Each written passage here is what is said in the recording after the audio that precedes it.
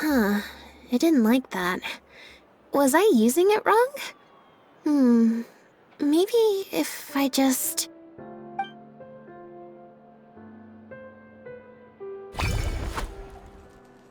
Clearly, there's some design flaws to iron out.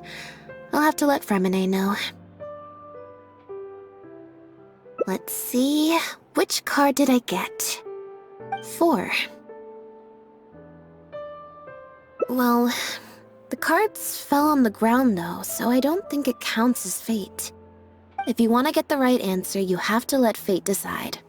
Also something Linny said. So, to put it another way, if picking a card up off the ground is how to not leave it to fate, then that means it must be the wrong answer. Or... why don't you pick a card? Since I ran into you here, that means... our fates are, like, interfering with each other. Thank you. This one is final, I promise. Here, take the Fateometer. If it's 5 or above, that means fate successfully changed. Anything lower than 5 is a fail. Also, if you have your own thoughts about what I should do, feel free to share it. Now that I've got a good problem solver here to help, I don't need to run every little thing by fate.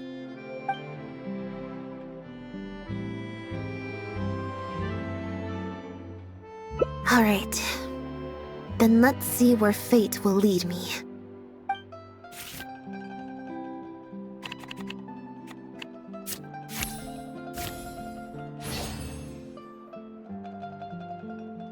So, we're looking for Bonnie's owner? There's 20 cards in total, numbered 1 to 20. So there's only a 1 in 5 chance of drawing less than a 5. I should also mention, this time the cutoff was 5, but I just set that to wherever I feel like.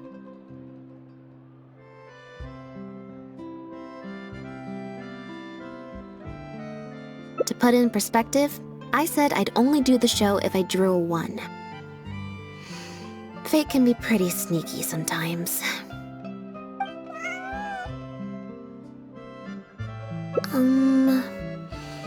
I think I'll go to the Steambird and see about putting an ad in the paper. You wanna come along? I think Bonnie wants you to come with.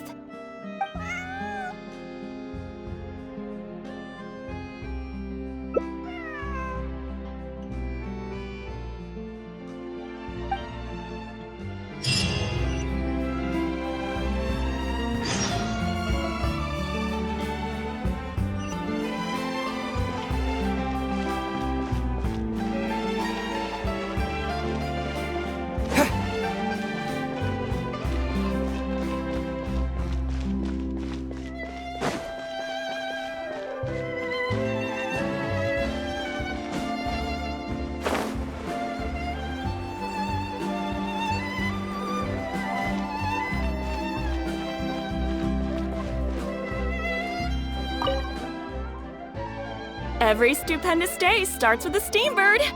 Oh, hi Lynette. Hi Traveler. What can I help you with?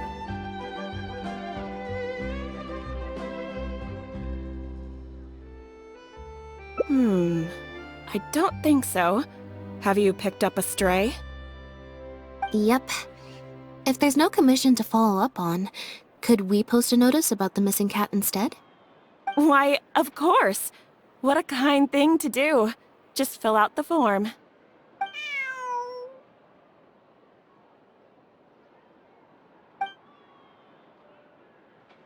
Well, we've registered you as missing. You can stay at my place until your owner finds you.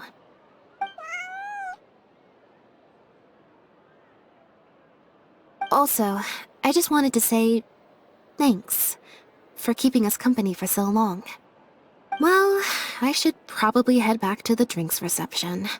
Hopefully most of the people have left by now. If you've got some time, you should stop by my place tomorrow to see Bonnie. There's a nice cup of tea in it for you. Alright, see you then.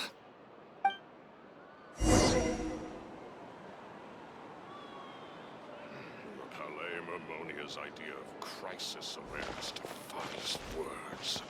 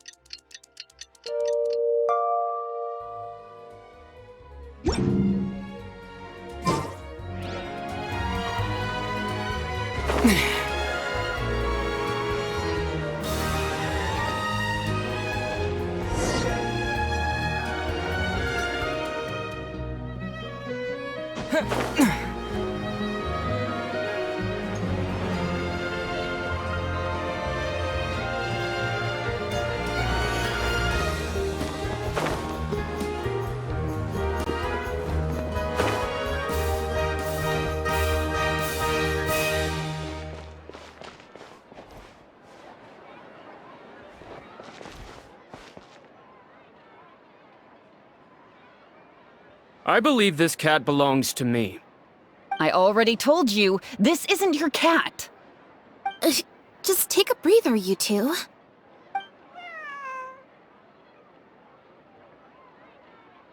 Oh, you're here. As you can probably see, you'll have to take a rain check on that tea I promised you. At least for now. This is my friend's cat. He's preoccupied with some important business, so I came to retrieve her in his stead.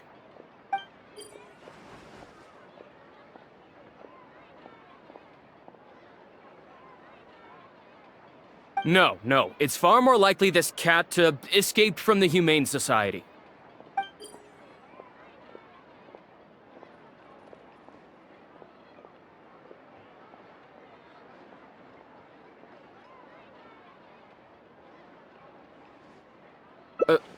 Bonnie? That's the name I've given her in the meantime.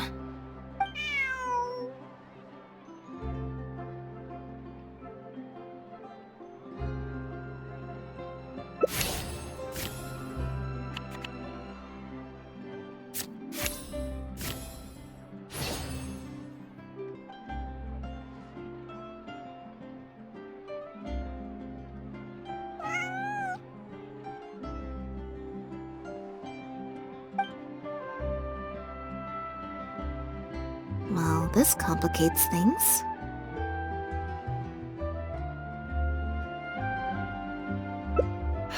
I told you before. This is my friend's cat. It's normal for her not to trust me. Listen, I'm the director of the Humane Society, okay? We've got so many strays, dogs, cats, you name it. I'm not even the one feeding them most of the time. You can hardly expect the cat to recognize me. She just looked somewhat familiar, so I came to check, just in case. If she turns out to be one of ours, I'll take her back. Simple as that.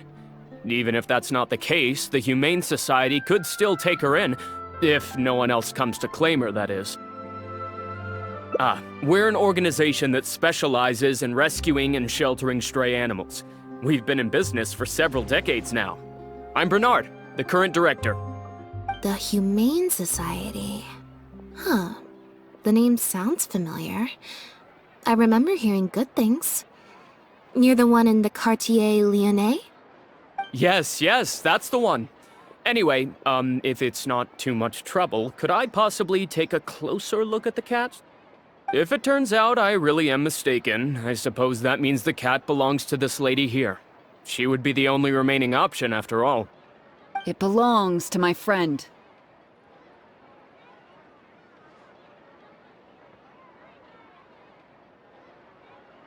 Go on, Bonnie.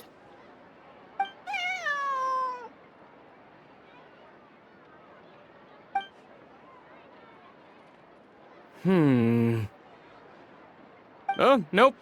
Looks like I was mistaken. They do look similar, but there's an ever so slight difference in this one's fur color. Deepest apologies, friends. Well, I suppose this means I still have a missing cat to search for. Apologies again for the confusion.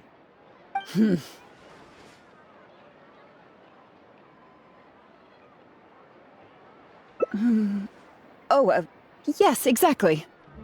Wait a second. You lied earlier, didn't you? Lied? I'm afraid I don't know what you mean. A liar always has a tell. The look in their eyes, their breathing pattern, the way they hold themselves. The things that can give you away are often more numerous than you would think. What are you talking about?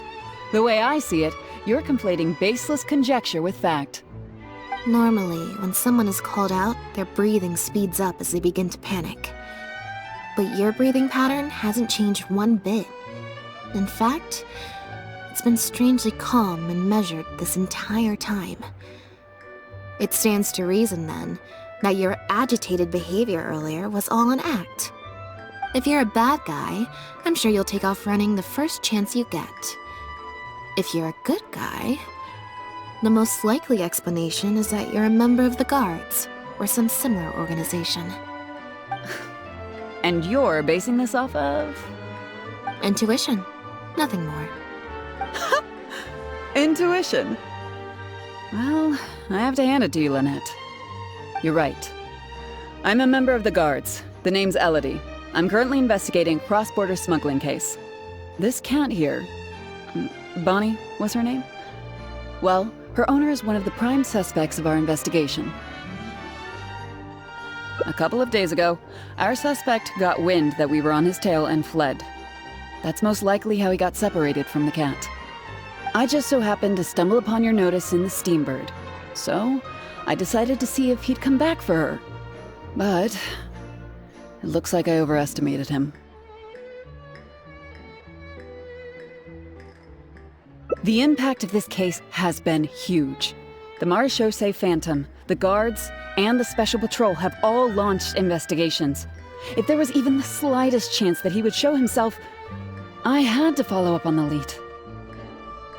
A new kind of illegal drug, imitation synth. We confiscated all the synth on the market, but addiction isn't something that goes away overnight. Even without substances on the market, people are still looking for a way to get their next fix. And criminals are all too eager to capitalize on that addiction. That was the impetus for imitation synth. Needless to say, a small-scale market opened up very quickly. After the original synth debacle, we put several measures into place to prevent similar incidents from occurring. The perpetrators got smart, though, and shifted their sales overseas before those measures could kick in. That's when the imitation synth smuggling began.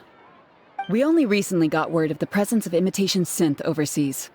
We managed to track down evidence of some early transactions. What we were able to find out, however, hasn't proven that useful given the amount of time that has passed. The Marechaussee Phantom launched an investigation to track down every person in Fontaine capable of producing a drug like that. That's how we learned about Bonnie's owner. He's a researcher at the Fontaine Research Institute. His name is Pierre.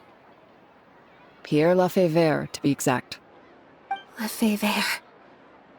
The Marechaussee Phantom found him in Poisson. In addition to the cat, he also had a pendant with him.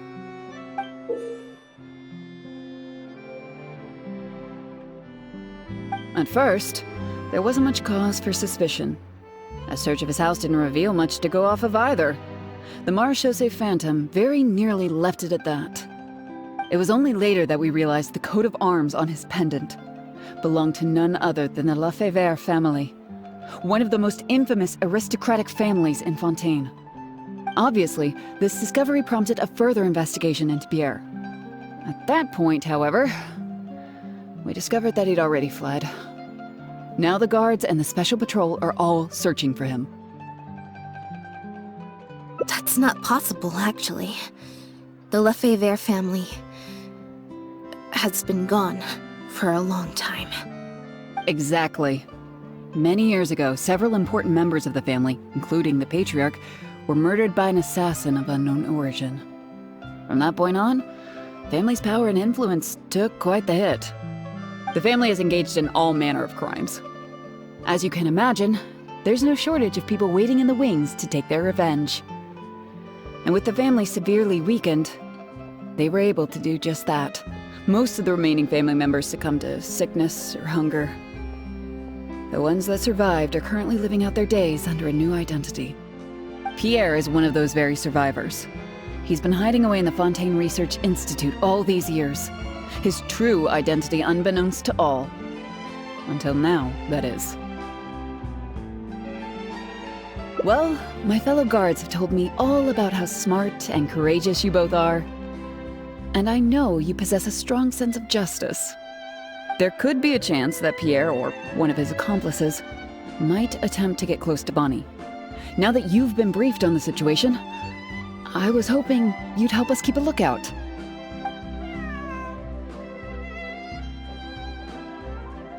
If I take Bonnie back to the guards with me, there's no way Pierre will try and come for her. Not even the most daring of criminals would attempt something like that.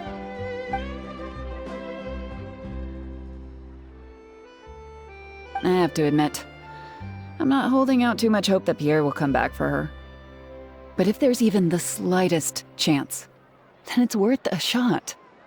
Well, I've got some other leads to follow up on. If Pierre does appear, please contact me right away.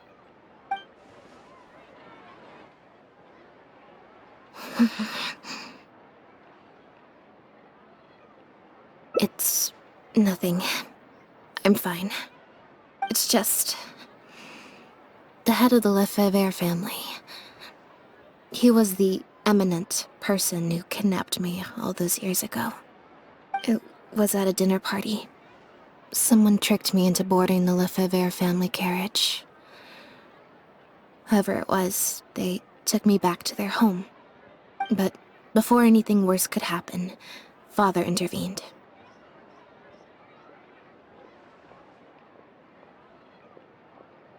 Yep.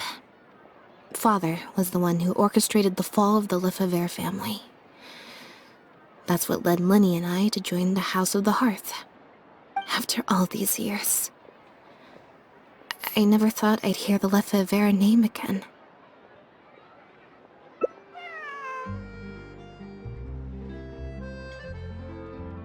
Don't worry about me. I wasn't feeling sorry for myself. I was just thinking about Lenny. He's been acting strange recently.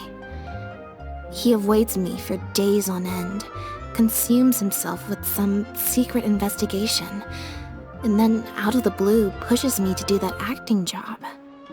Thinking about it now, It's almost like the one I drew from that deck of cards was part of his plan all along. He must have asked Fremine to help him out. In any case, I know he's hiding something from me. He's really pulled out all the stops this time. It's very possible. I'm sure he tried to send me away because he was afraid it would bring up some painful memories for me. It wasn't necessary, though. Even after all these years, he's still as overprotective as ever. You'll have to help me teach him a lesson if we run into him along the way. Yep. I want to head to the Fontaine Research Institute to learn more information about Pierre. Just let me activate search mode and then we'll head out. Who knows? Maybe we'll run into Lynnie along the way.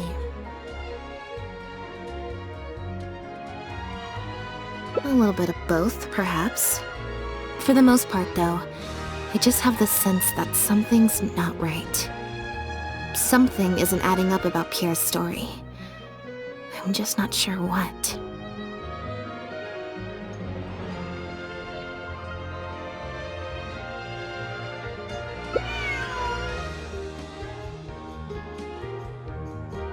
Okay, I'll write a letter explaining everything to the crew.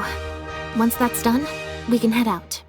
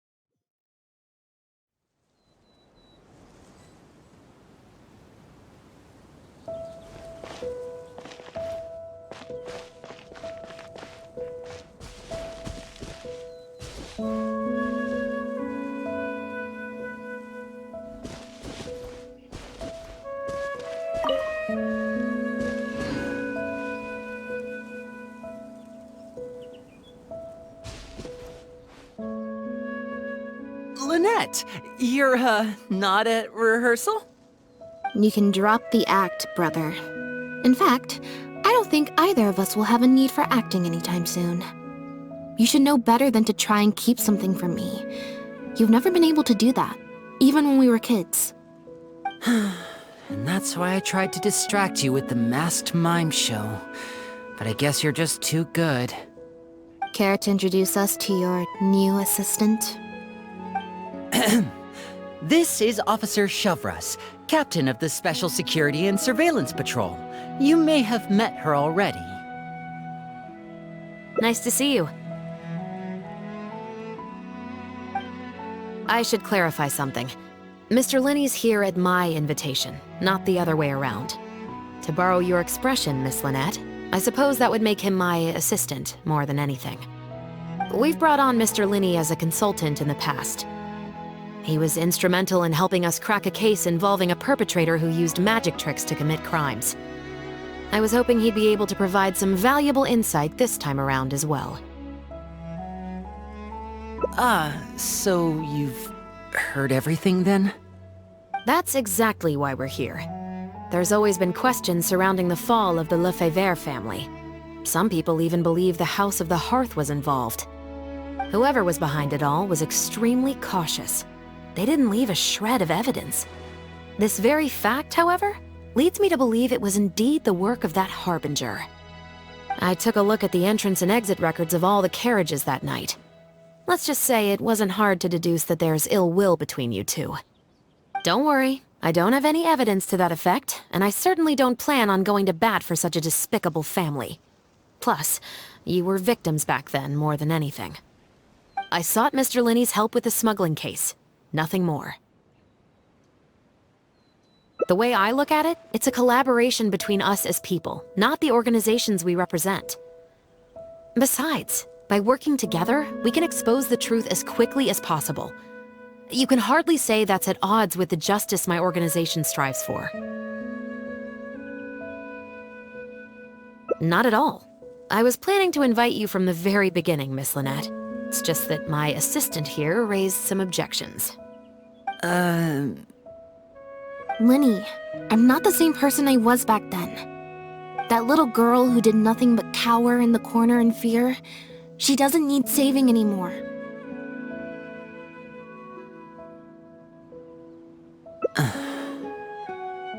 I'm sorry, Lynette. You're right. I let my concerns get the better of me. Oh, and the next time you want to distract me, you should try a different approach.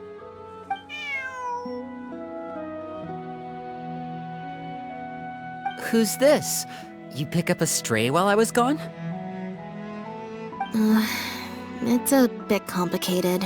I'll explain later. Anyway, her name's Bonnie. Well, if there are no objections, then I suppose the only thing left to say is... Lynette, Traveler, welcome to the team. It appears the Lefebvre family was very particular in their use of insignias and emblems. The family would use different emblems to mark differences in status, blood relation, and the like. In fact, the insignia that was discovered on the pendant was used to represent an illegitimate child. It's highly likely. That very status might have been what allowed him to emerge from the fall of his family relatively unscathed. It would also explain why he was able to assume a new identity as a researcher with relative ease. We discovered something interesting, though. After talking to some of his co-workers, it appears he pretty much works at the Institute in name only. He's practically been cast out. Apparently, Pierre was once addicted to synth. He tried to use the resources at the Institute to create a substance with a similar effect.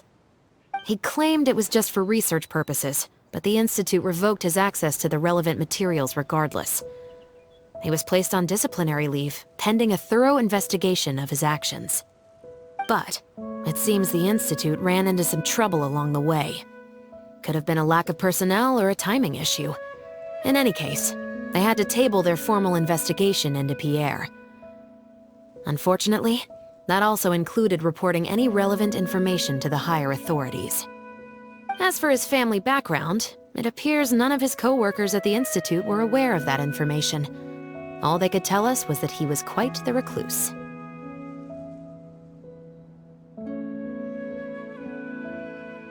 Other than the pendant, we didn't find anything else of note at his residence in Poisson. Based on the samples of imitation synth we've been able to analyze, it appears the substance leaves behind strong traces wherever it's produced or stored. Those traces might not be obvious to the casual observer, but they're not something our guard poodles would miss. Pierre's home, though, came up completely clean. We didn't find any records indicating possible involvement in overseas transactions either. So, the Marechaussee Phantom didn't view him as a major suspect at first. Maybe he had a separate, dedicated area where he made the imitation synth. Well, his neighbors did say he was often gone for long stretches of time. You would think with him out and about so much, people would have spotted him around Poisson, but residents said they barely ever saw him in town. If his reclusive nature was just a matter of keeping a low profile, I guess it would make sense for him to have a secret base to carry out his business. After he disappeared, the guards conducted a thorough search of Poisson, but they didn't come across any suspicious locations. Poisson. You know Hotel de Boer, where I first found Bonnie? To get there from Poisson, you have to cross a stretch of ocean. It's not somewhere a cat could just wander off on its own. A cat? You mean...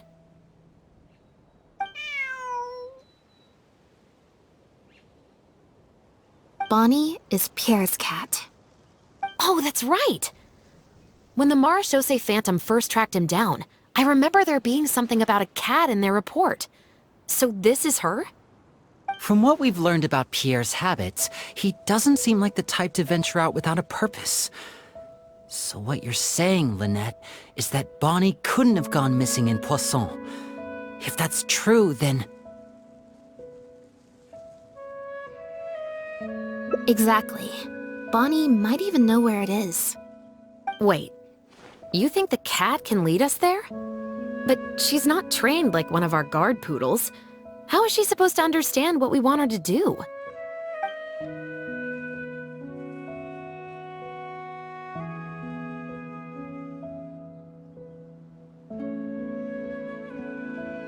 Meow. Meow meow. Meow?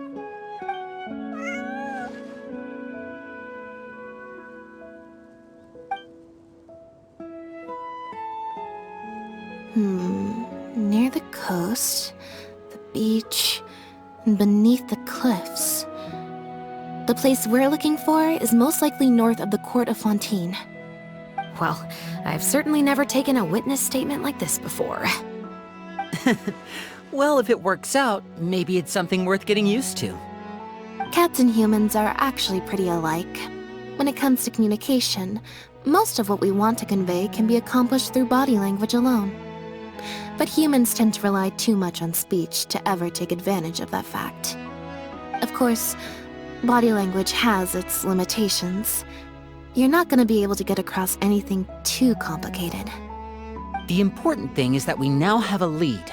Let's try and find a place that matches the clues Bonnie gave us.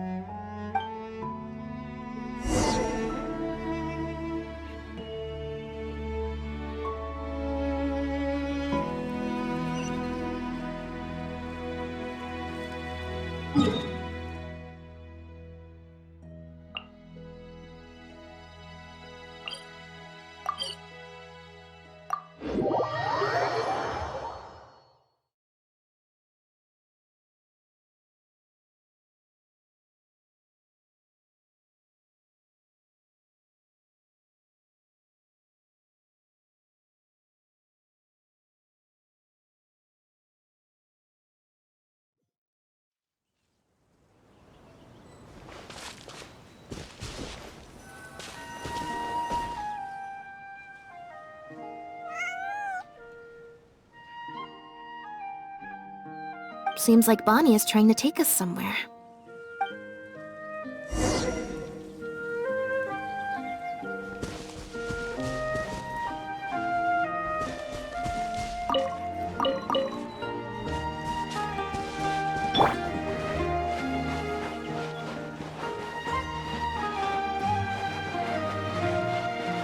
Gardemex ahead. Look out!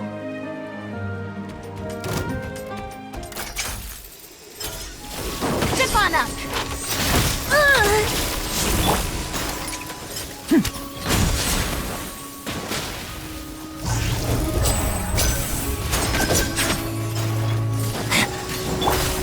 Surprise!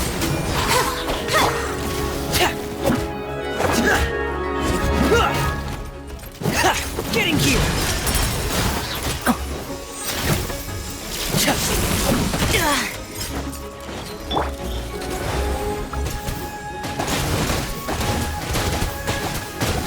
Water jet!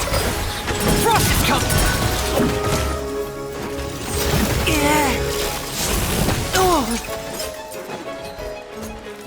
Hair! Commencing cleanup! Oh no! Zip on up! Yeah! Cue the spotlight! Go!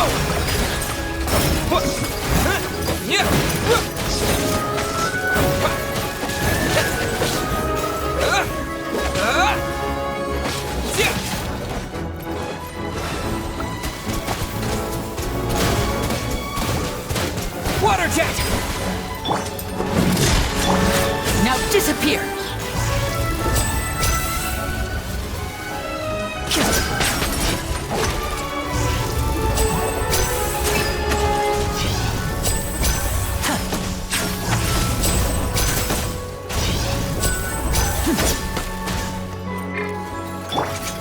Go!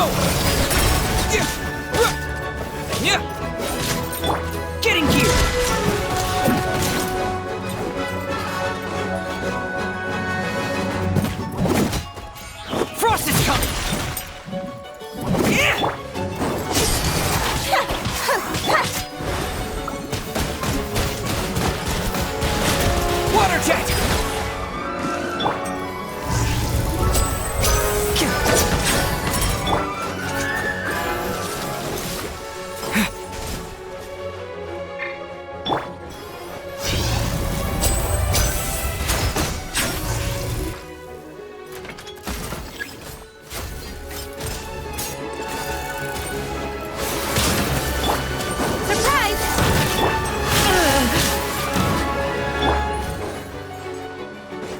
Bombs away! Here comes the finale.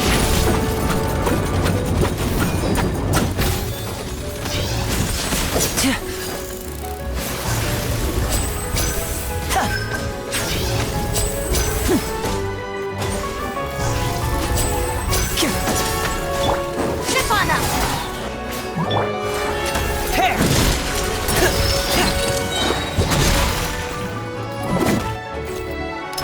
Day Reckoning! Ah! Frost is coming! Getting gear! Step right up.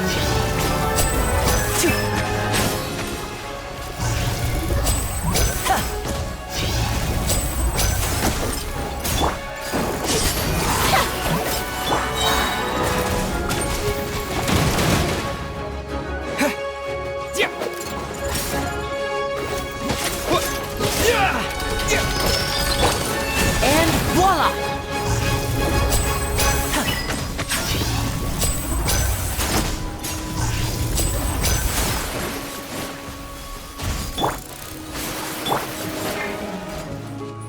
Let the magic begin!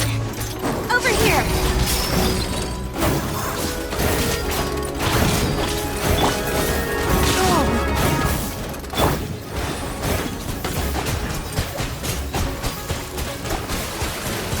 Go!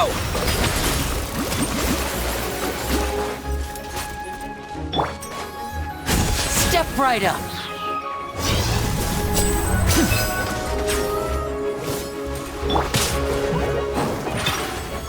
Step on them! Hair!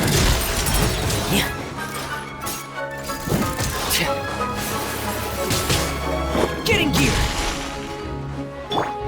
Go! Going under! Sinking feeling.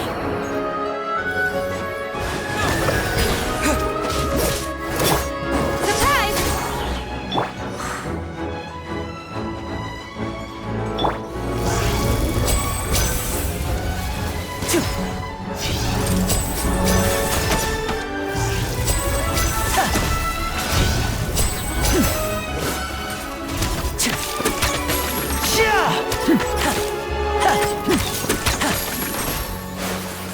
Now disappear.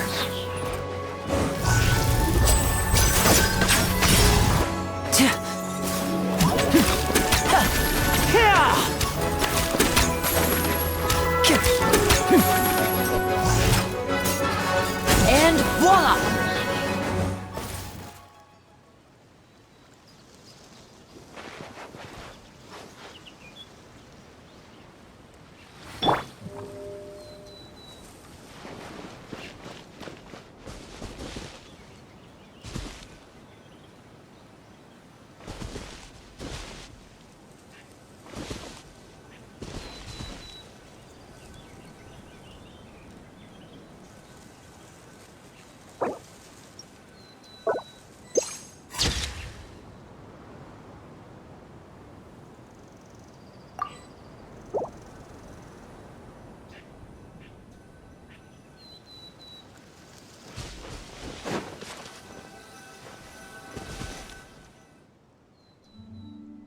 Wow, Lynette, you found this place so easily.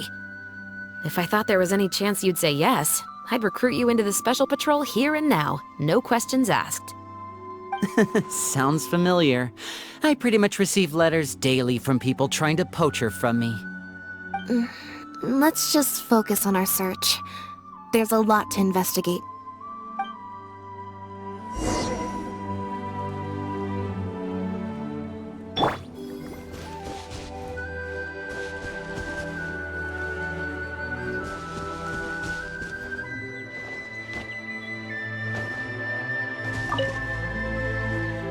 the material these bags are made of, it's quite rare.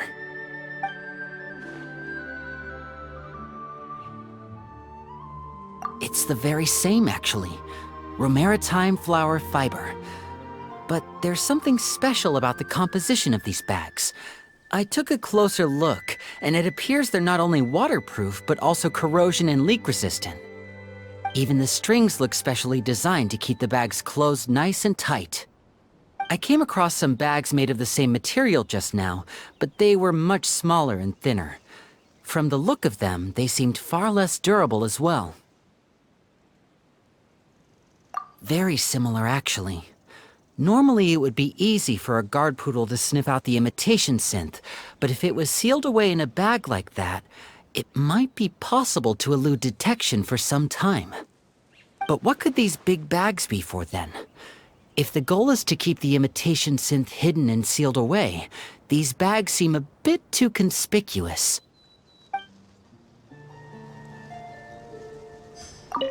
But what could these big bags be for then? If the goal is to keep the imitation synth hidden and sealed away, these bags seem a bit too conspicuous.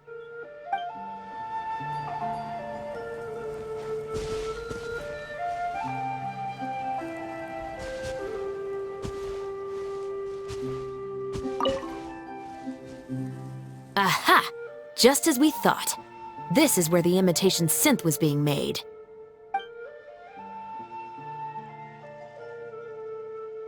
Looks like he's got more than just imitation synths stashed around here.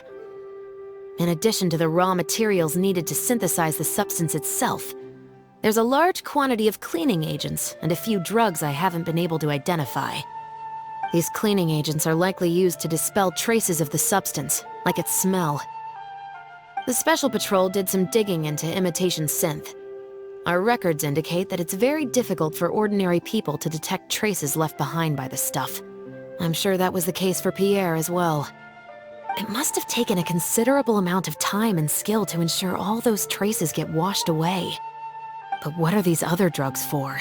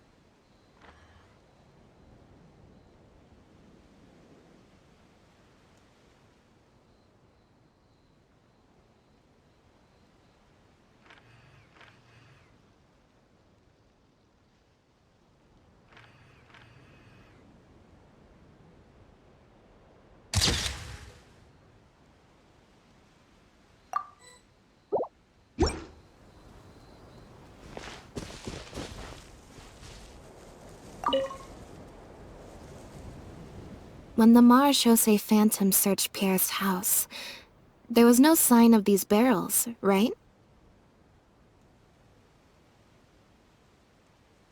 You're right. That doesn't seem like his way of doing things.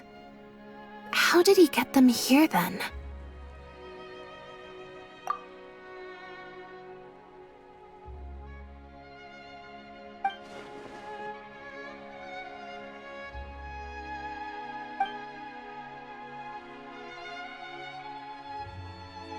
Only the lower halves of the barrels appear to have been submerged in water.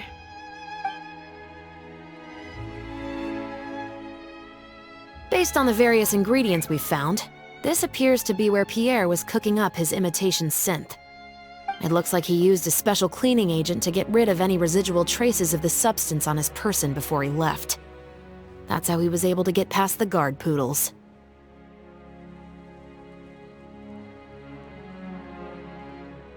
So then he transferred the imitation synth into small sealed bags and took it somewhere else for the drop-off. No. I don't believe our suspect is the kind of person who'd go around carrying incriminating evidence with him. That would potentially create too many eyewitnesses. The cleaning agent and the sealed bags might get past the guard poodles. But if a member of the public or even a guard on patrol happened to see him during the drop-off, a quick search would reveal everything. That's still a very risky operation. The barrels we found were wet around the base, but the top half was dry. As if they'd been standing upright in the water.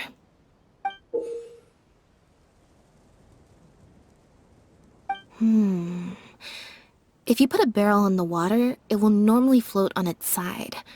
Unless it's heavily loaded, in which case it'll sink.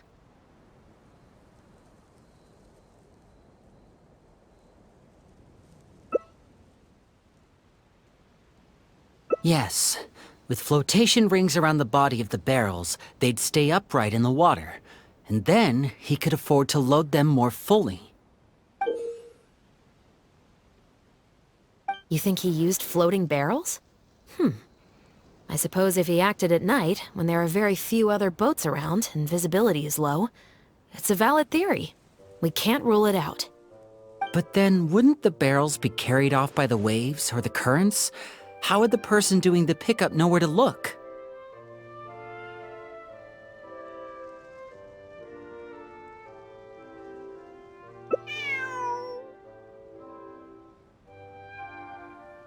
Traveler, can you come take a dip in the sea with me? I have a feeling that somewhere down there, we might find some rope. If a rope can be used to keep a pet from running away, then why not a barrel?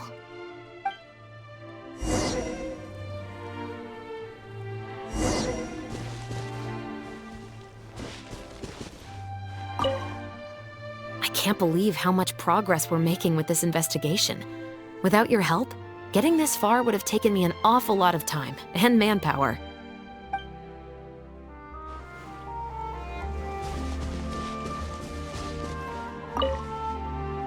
It's rare to see Lynette in serious mode. I wonder how long she'll keep it activated for.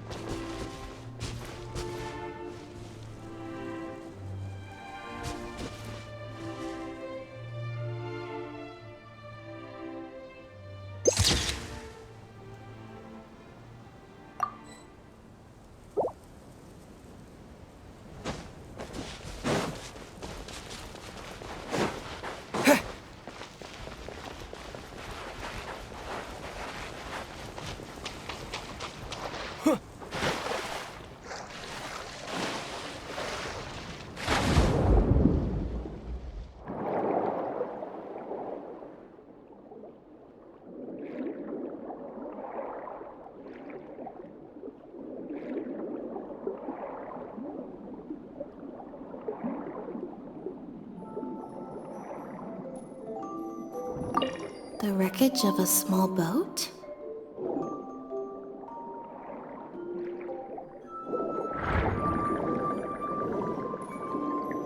This isn't the place.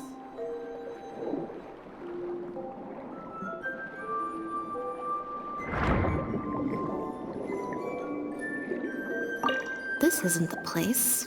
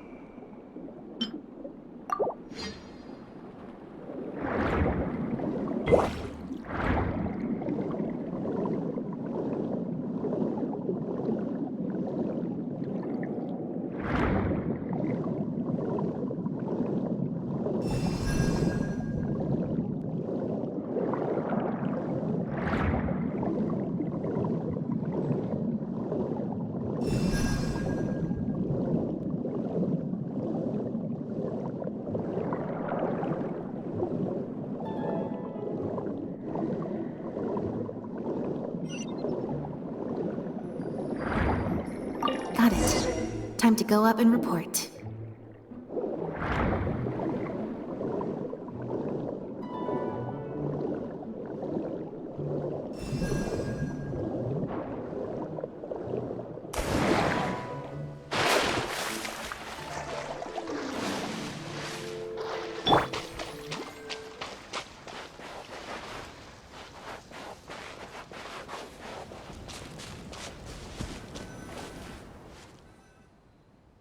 As expected, we found a few pieces of rope and some anchoring stones underwater.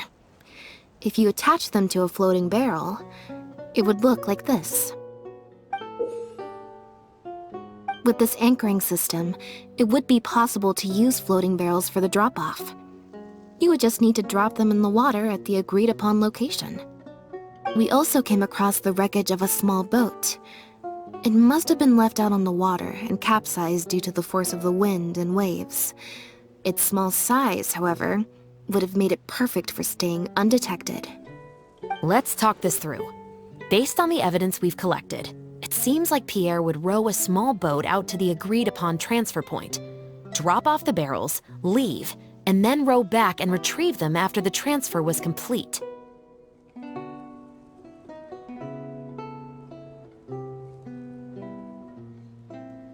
It could be that he was trying to avoid meeting up with his associate face to face. As one of the sole survivors of the Lefebvre family, maybe he was just used to that sort of elusive lifestyle. It seems like Pierre deliberately chose the floating barrel method so that the goods could be dropped off and picked up at separate times. That way, the two parties wouldn't have to meet each other. Well, if that's the case, they must not have a very close working relationship. Let's not jump to any conclusions just yet. Assumptions can be detrimental to solving a case. It's possible they were just trying to keep a low profile. Two boats sailing to the same location at once could be too conspicuous. The most important thing is that we can now confirm Pierre wasn't acting alone. The floating barrel drop-off system is proof enough of that. Let's say for now that he was only in charge of producing the imitation synth. That would mean there has to be at least one other person involved in the operation, likely in charge of transporting the goods across the border. Since we've determined that the goods were transported by boat, maybe we can track down some travel logs or something. We can certainly check the various ports for that information. It's possible, however, that Pierre's associate also used a small boat for the transport, and docked along the shore rather than at a large port. If that's the case, it's unlikely there would be any record left behind. Absolutely. Before Pierre disappeared, we made sure to investigate all sorts of outward-bound vessels. We also had port authorities keep a lookout for anything suspicious. Unfortunately, we were never able to find out how they managed to get the imitation synth across the border. You're right. Whatever vessel was used for the pickup, the person responsible for smuggling the substance out of Fontaine would have had to use a larger vessel for the actual transport. That's the only way they would be able to smuggle on a large enough scale to make a profit. They must have found a way to disguise the imitation synth to clear port inspections. Exactly. We can't let any opportunities slip through the cracks. Although, given the amount of ports that could be involved, we should probably split up. I'll run home and ask some of my brothers and sisters to try and dig up some information. I should also head back and update my platoon on our progress. I'll grab some reinforcements while I'm at it. Lynette, Traveler, why don't you head to Lumiduce Harbor and see what you can find out? Alright. Come on, Bonnie. You too.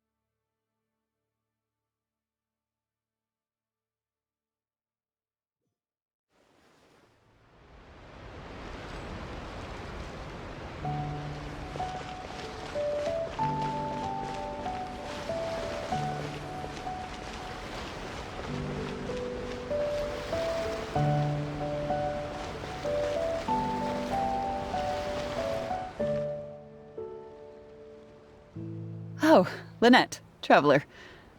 And Bonnie, too. What brings you all here? Did something happen?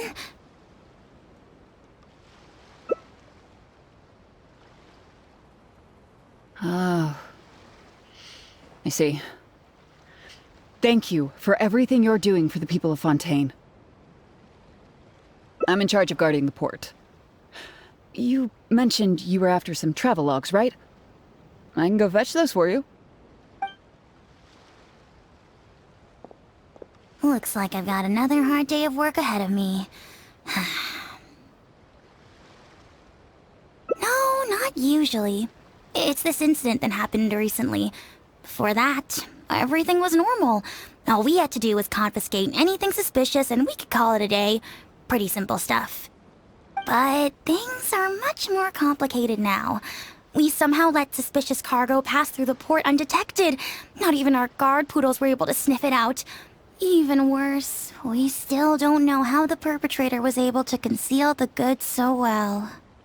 By suspicious cargo, do you mean imitation synth? Yep. However, prohibited substances are just one example. We confiscate all sorts of contraband during the course of our inspections. Or at least, we're supposed to. So what happens to the goods you confiscate? Oh, we keep them in a storage locker.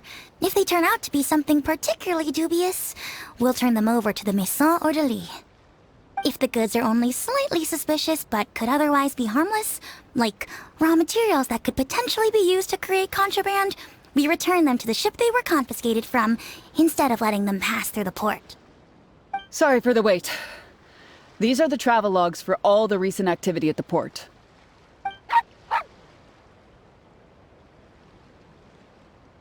Oh, you brought Gerard with you. Actually, he followed me here himself. It's like he smells something on me.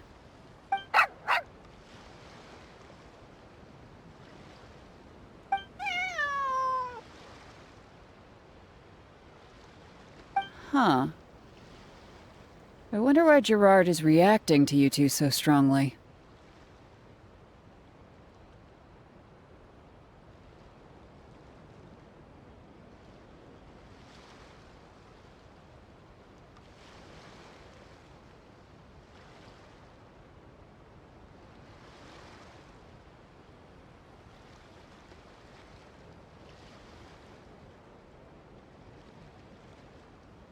Huh? We were so careful not to touch it, but we still ended up with traces on us. If it leaves a residue so easily, I just don't understand how the culprit was able to disguise the goods at all. Why don't you have a look at the travel logs first? All ships coming in and out of the port are recorded here, except for the ones the port authorities ride to and from work.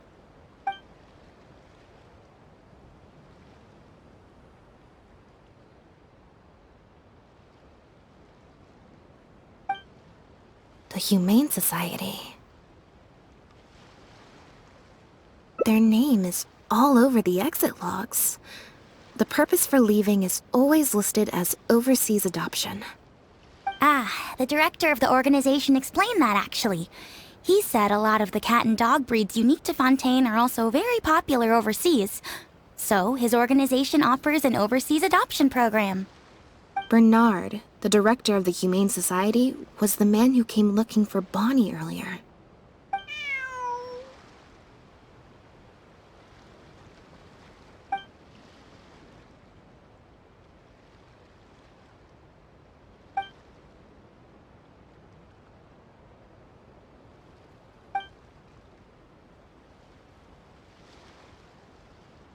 Have you figured it out too, Traveler?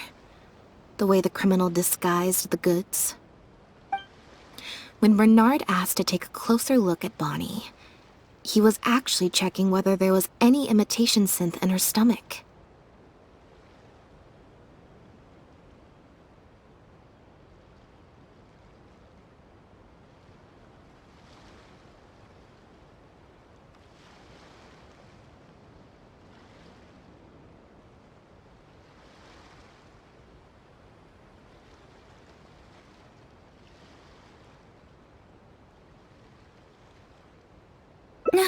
Wait, what? The sealed bags we found at the secret base. They were specially made to be corrosion resistant. There were gaps around the lids of the barrels, and airbags were used to keep them upright in the water.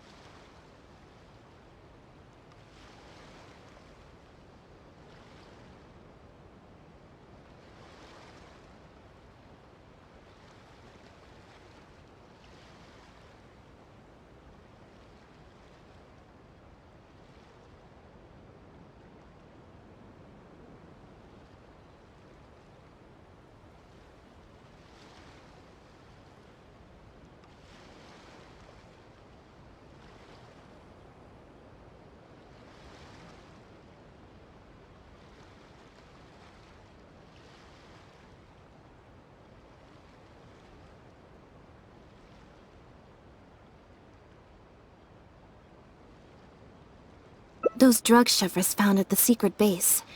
She most likely didn't recognize them because they're not used on human beings. It's an anesthetic used on pets. The perpetrator must have given it to the animals. Pierre must have made the animals swallow the sealed bags full of imitation synth at his secret base. Then he stuffed them into floating barrels and left the rest to Bernard. The sealed bags combined with an animal's body odor would certainly be enough to mask the scent of imitation synth. During our inspections, we would have never thought to inspect the bellies of those animals for anything suspicious.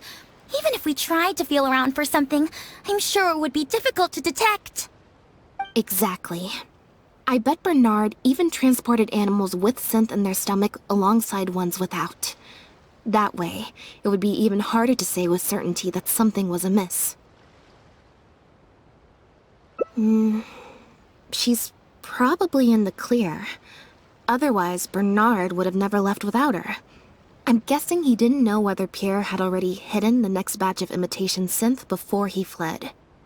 Just imagine. He sees the notice we put in the Steambird, and it turns out that one of the very cats he gave to Pierre for the smuggling operation is out in the open, roaming the streets of Fontaine. If Pierre had already hidden the next batch of imitation synth, then Bonnie would practically be living proof of their crimes. He would have had no choice but to go after her. So, that's why he came to find you and insisted on taking a closer look at the cat.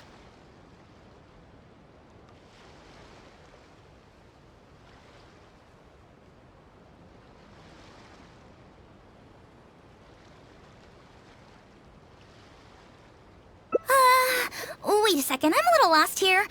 I get the part about hiding the substance in the pets, but those... what did you call them again? Floating barrels? Why even put the animals in there in the first place? If you've got something as convenient as a floating barrel, why not just stuff it with the imitation synth directly? Why not wait to hide the stuff until after the exchange has been made? In order to make sure the animals could swallow the sealed bags, they made them extremely thin. Had they not done that, the animals would have likely bitten or chewed through them.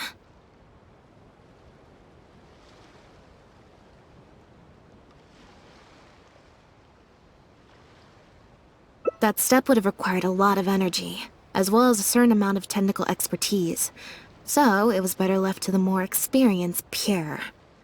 We've already proven how easy it is to pick up trace amounts of imitation synth, so I'm sure Bernard was taking all the precautions he could to avoid the same fate.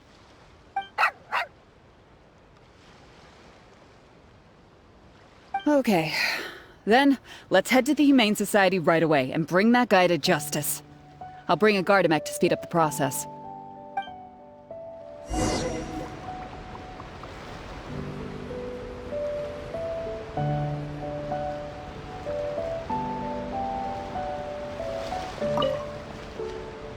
Sorry, but I can't go with you. Surely you'll be able to handle him, what, between Elodie's Gardamek and all three of you?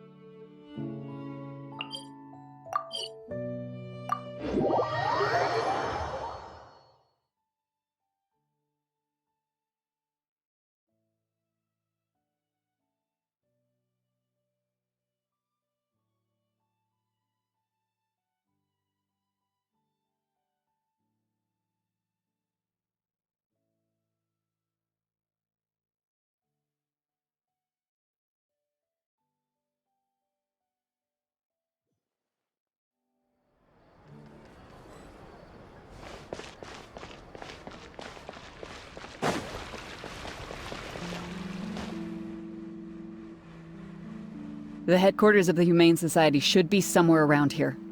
Bernard could show up any moment now. Ah, you're the people from earlier. Wait, you're from the guards?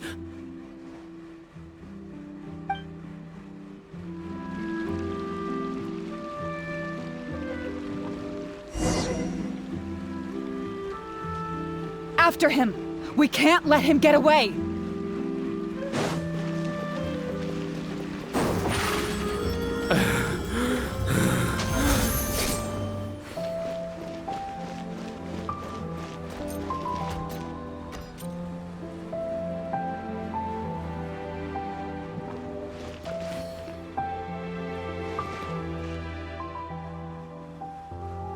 Give it up, Bernard. Mercy. Have mercy. I'll talk. I'll tell you everything I know. The Humane Society has done so much good over the years, and yet you have committed such an atrocious deed in its name. Look, I didn't have a choice, okay? My father cared about those blasted animals so much, he didn't bother to take care of his human wife and son at all. While those animals were showered with love, I lived worse than a dog. No one asked. Tell me, how did you first get to know Pierre? Well, after I took over the Humane Society, it gradually became harder and harder to maintain its operations. Until one day, someone suddenly passed me a letter. It said that I could stand to get a large sum of money as long as I helped them to transport some animals abroad. It was only after a few such transports that I finally understood what I was really transporting. But then, Pierre wrote to me, saying that we were already partners in crime and that I better keep cooperating with him if I didn't want to be reported to the guards.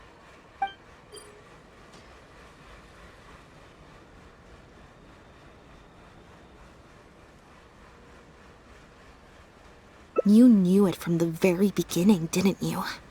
The reason why you had to go through so many steps just to transport some animals. I'd suggest that you confess everything right now if you don't want to add anything else to your list of crimes.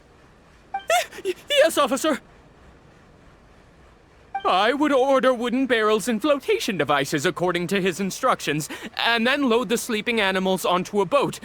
Once I sailed to the location he provided, I would dump everything together into the sea. And a few days after that, I'd come by again in my boat and pick up the animals sleeping in the barrels. Once I had received enough of them, I'd bring them to the harbor to be adopted abroad.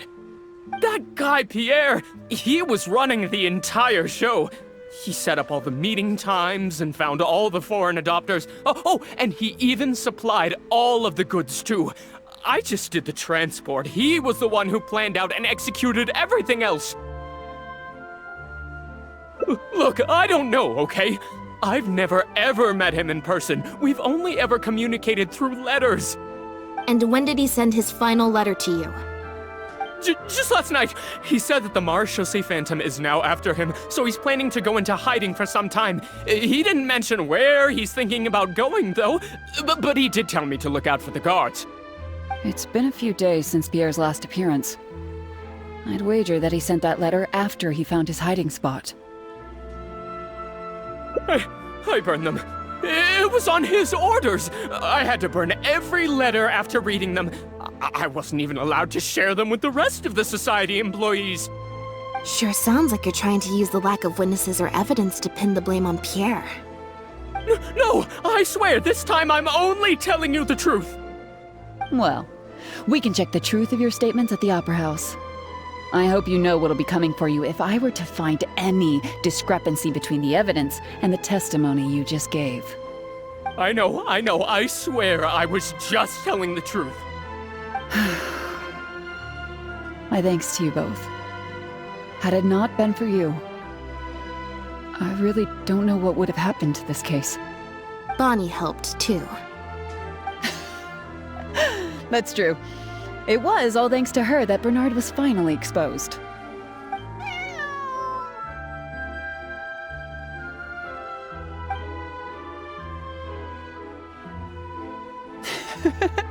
And it looks like she's grown quite fond of you two as well. Then I'll leave you be. Just let me know if you find any other new leads.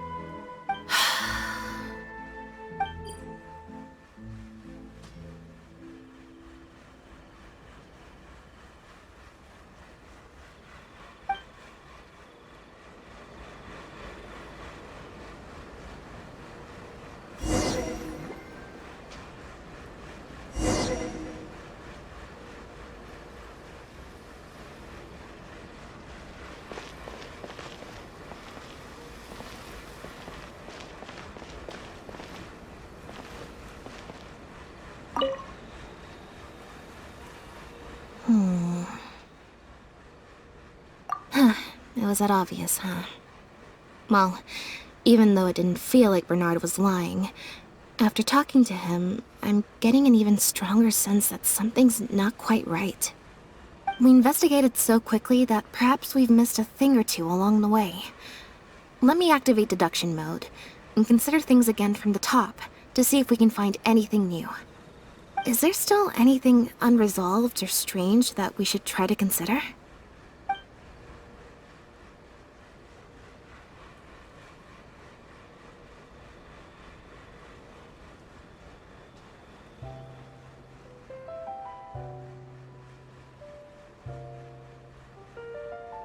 The Marechaussee Phantom found Bonnie and the Lefebvre pendant at Pierre's residence. That was the beginning point of our investigation.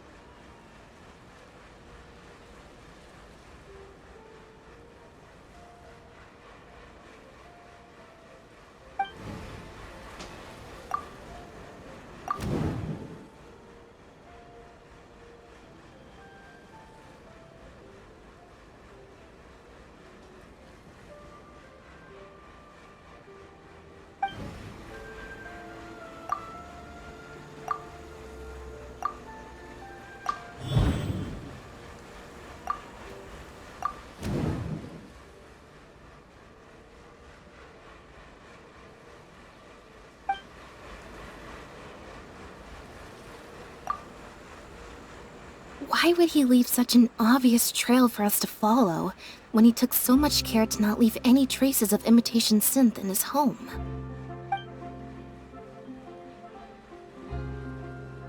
Bernard claims to have received a letter last night from Pierre. In the letter, Pierre stated that he had gone into hiding. Is there something wrong with the letter?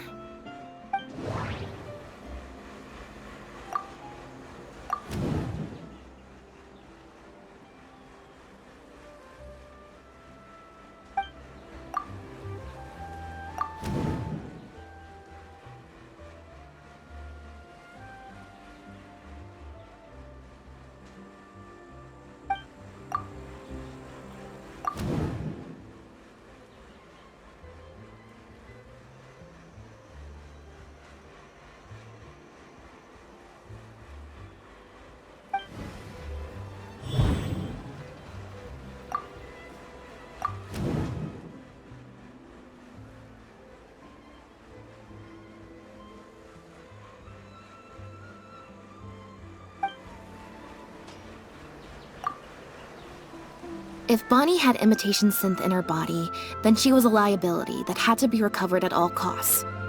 But if she wasn't carrying anything, then it would have made sense to tell Bernard not to worry. And thinking about it, Bernard only attracted our attention in the first place because he came to look for Bonnie. Could it be that the person who wrote the letter also knew nothing about Bonnie's whereabouts? Or they had a separate goal entirely?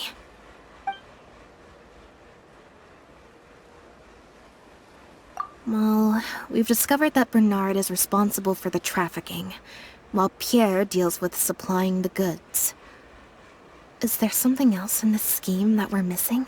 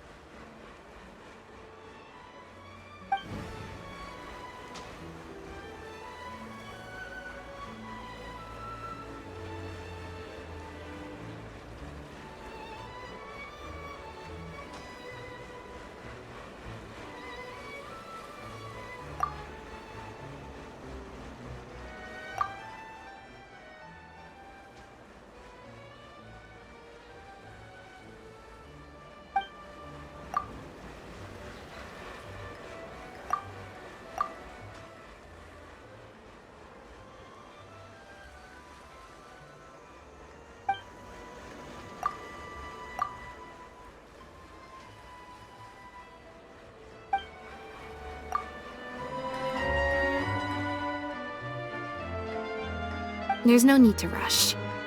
Let's see if we can find any other suspicious points about this case.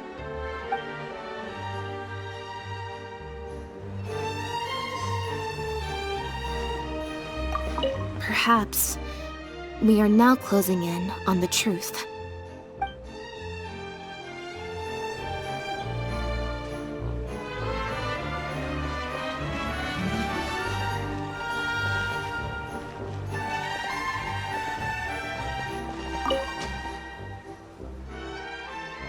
Now behave, and follow me to the interrogation room.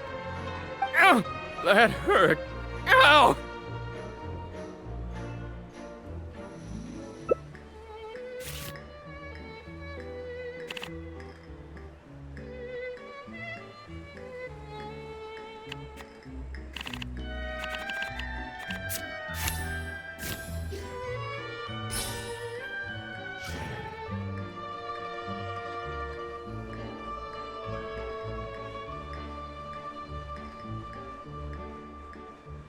Is everything really over? I still feel like the relationship between Pierre and Bernard is not as simple as it appears. Also, I've had this strange sense that something's off the entire time we've been on the case. And it has only gotten worse. Ugh. No good. I've still got nothing, and I'm nearly out of energy. Alright, I'll stop thinking about it, for now. At the very least, we've made it so that no more animals will suffer like those poor animals did. And that's what I hope.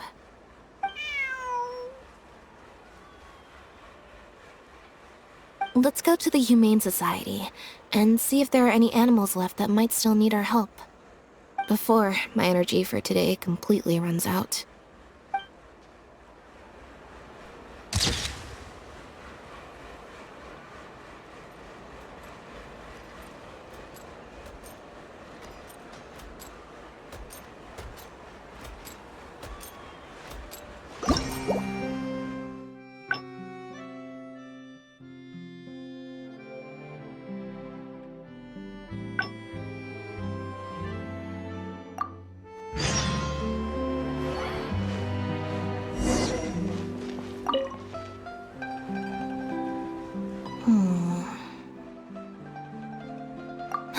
It was that obvious, huh? Well, even though it didn't feel like Bernard was lying, after talking to him, I'm getting an even stronger sense that something's not quite right. We investigated so quickly that perhaps we've missed a thing or two along the way. Let me activate deduction mode and consider things again from the top to see if we can find anything new.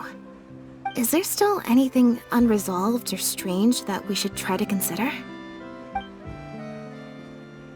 The Marechaussee Phantom found Bonnie and the Lefebvre pendant at Pierre's residence. That was the beginning point of our investigation.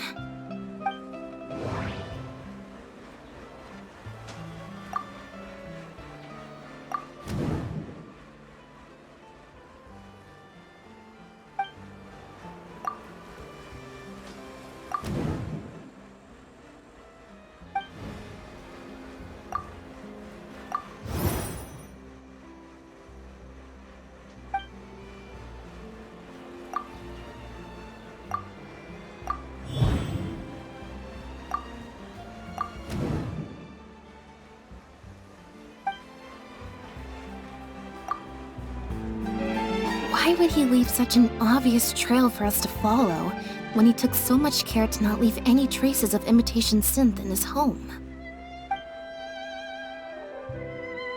Bernard claims to have received a letter last night from Pierre. In the letter, Pierre stated that he had gone into hiding. Is there something wrong with the letter?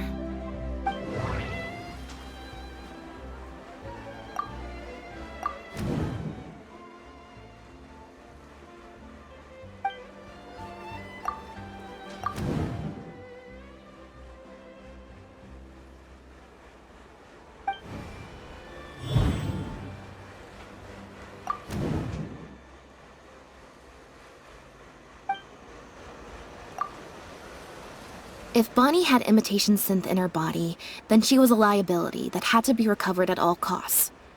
But if she wasn't carrying anything, then it would have made sense to tell Bernard not to worry. And thinking about it, Bernard only attracted our attention in the first place because he came to look for Bonnie. Could it be that the person who wrote the letter also knew nothing about Bonnie's whereabouts? Or they had a separate goal entirely?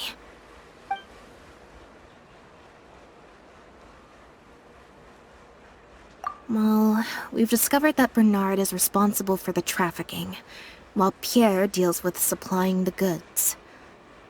Is there something else in this scheme that we're missing?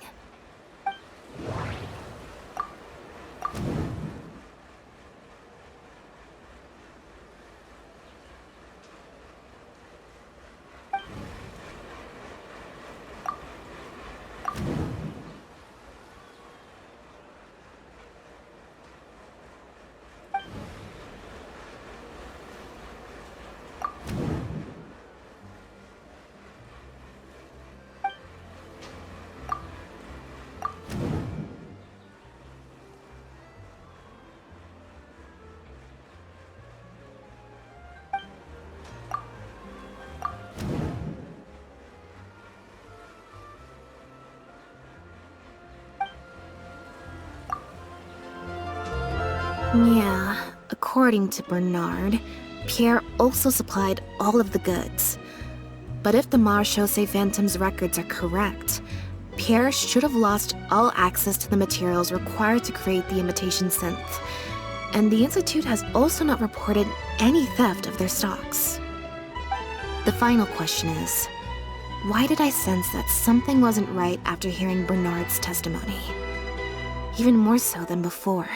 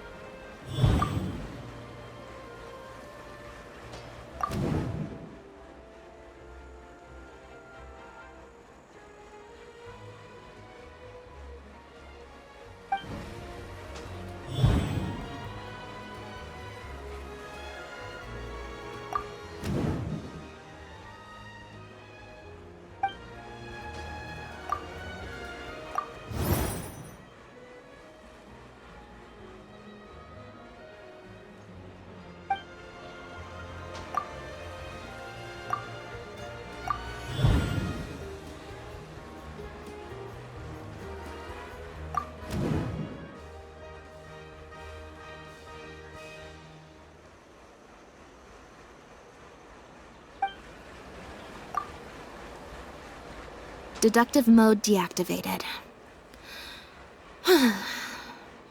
I think we may be close to the actual answer.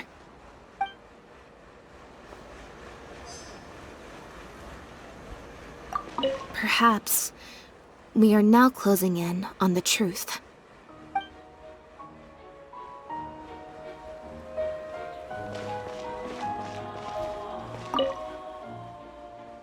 Now behave, and follow me to the interrogation room.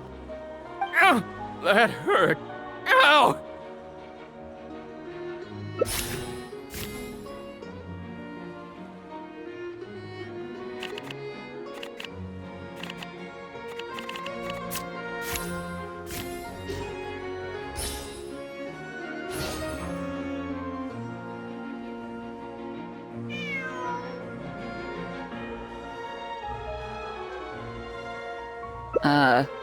Is there something else you need from me, Traveler?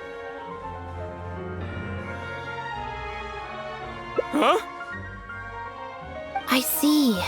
It all makes sense now. Hey, what are you talking about? Look, even our confessed criminal here has no idea what you're saying. Because he has been kept in the dark all along. And I assume it's the same with Pierre.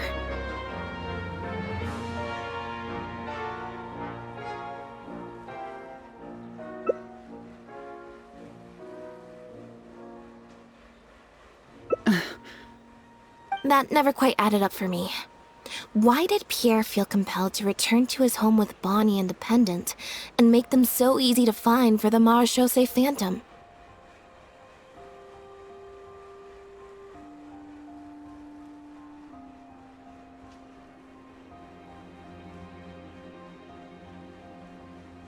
Both of these things are in stark contrast to his usual meticulous and vigilant behavior.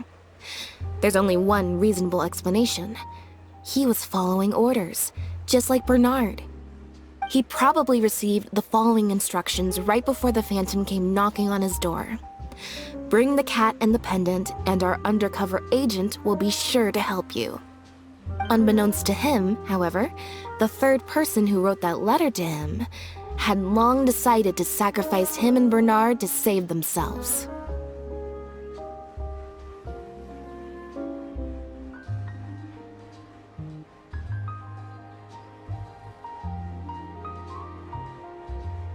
What?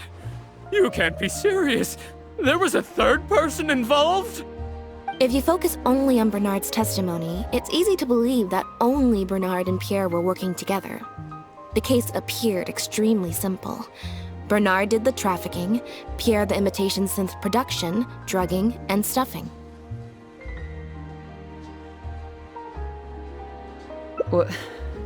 Wait. But that doesn't make any sense. If that's the actual truth, then as soon as Pierre is caught, he'll explain his side of the story and the third person will... Yep, which is why the third person made sure that Pierre would never be found again. Once they had instructed Pierre to expose himself, the third person wrote to Pierre again, suggesting that everything had been taken care of, and he should take Bonnie and safely return to his base. Of course, Pierre's disappearance at such a sensitive time immediately made him a prime suspect. Knowing that Bonnie had last been seen with him, all the third person would have to do from that point on would be to lead the Phantom to investigate the Humane Society and get Bernard to confess the truth.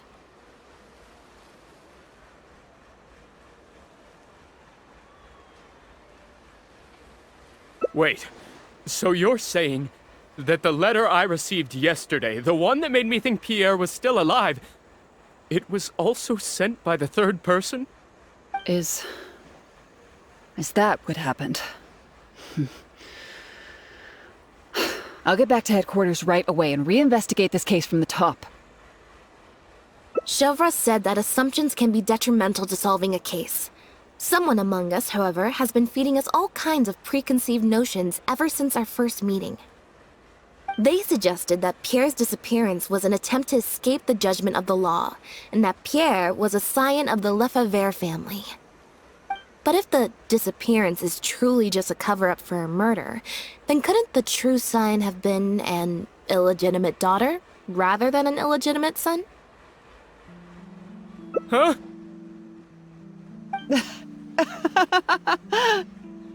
Haven't you taken this joke a bit too far? You're right. I did let a lot of assumptions get to my head when I first started to talk to you about the case. I'll make sure to correct my behavior. You deliberately fed us lies, but even you could not control every last detail of your plan. There was a flaw in your scheme, and something didn't quite go as planned. Getting the Marechaussee Phantom to notice Pierre was only the first part of your plan. Had they failed to take notice of the Humane Society, they could have cast a wider net. And you couldn't predict what they might possibly find, if given enough time. This, of course, was the main weakness of your plan. As someone accustomed to acting from behind the scenes, you didn't want to take the risk of personally proposing a raid on the Humane Society. So, you thought about pulling a few more strings, so all of the suspicion would point towards Bernard and his society.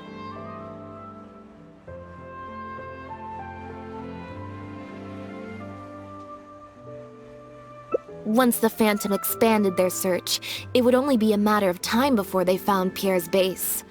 If a cat last seen with the suspect turned up dead at the imitation synth base, it wouldn't be long until the Phantom would figure out exactly how she had been mistreated and turn their eyes towards the one organization that has been sending boatloads of animals out of Fontaine.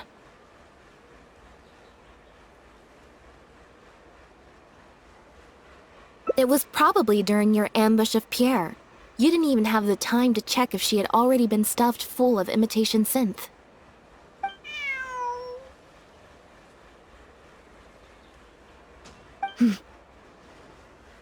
Still, you soon found another opportunity. Before long, Bonnie had made her way back into the city, and even popped up on the Steambird. Like Bernard, you desperately wanted to confirm the contents of her stomach, so you hurried to find us. Unlike Bernard, however, you were hoping that Pierre did have the time to make her swallow a load of imitation synth. While investigating the suspect's cat, we unexpectedly discovered that the suspect has been smuggling imitation synth using living animals as intermediaries. That was your plan, in any case. With that, you'd have been able to lead the investigation towards the Humane Society. Bonnie had managed to escape before Pierre was able to stuff her full of imitation synth. That part of your plan could no longer be carried out. But as shrewd as you were, you came up with another plan right away. You manipulated the Traveler and I to help you identify Bernard as a key suspect.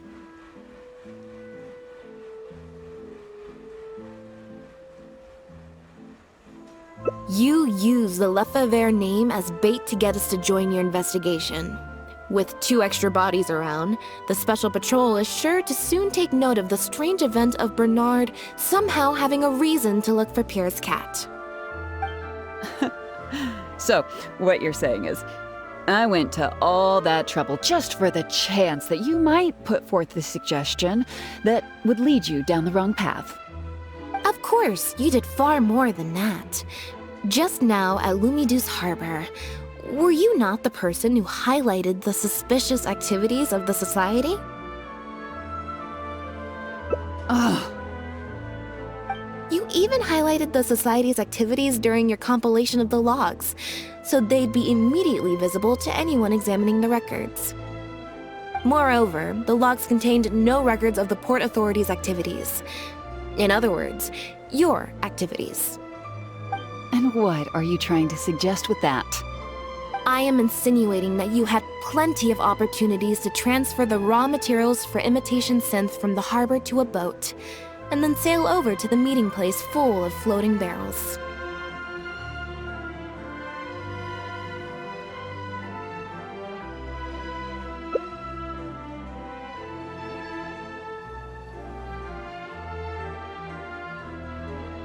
And that's how neither the trafficker nor the manufacturer knew there was a third person who supplied the raw materials and surreptitiously operated between them.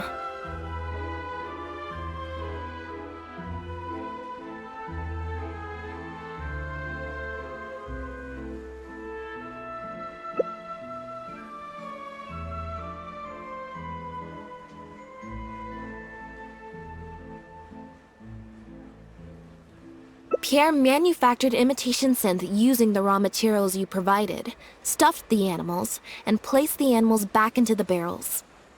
Having received the green light from you as Pierre, Bernard then retrieved his animals and shipped them out of Fontaine once he had received enough for a full batch.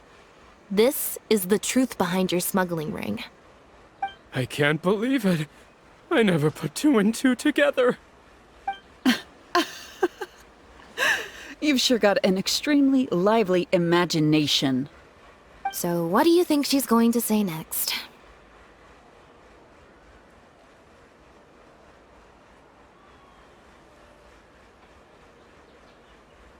Ever thought about a career in writing crime novels, huh?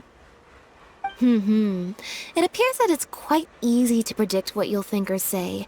Then if we apply that to this case, we can also think of a few places to look for incriminating evidence. You know very well that this case will not end until Pierre is found, so you will have him commit suicide out of fear and shame to end the investigation for good. That way, you can also pin the blame for the overseas smuggling activities, the theft of the harbor's confiscated raw materials, and even the Lefebvre name on him. After all, dead men tell no tales. But you still want it to appear as if he had sent that last letter to Bernard, so you have to make sure he cannot be found until after Bernard has confessed to the authorities.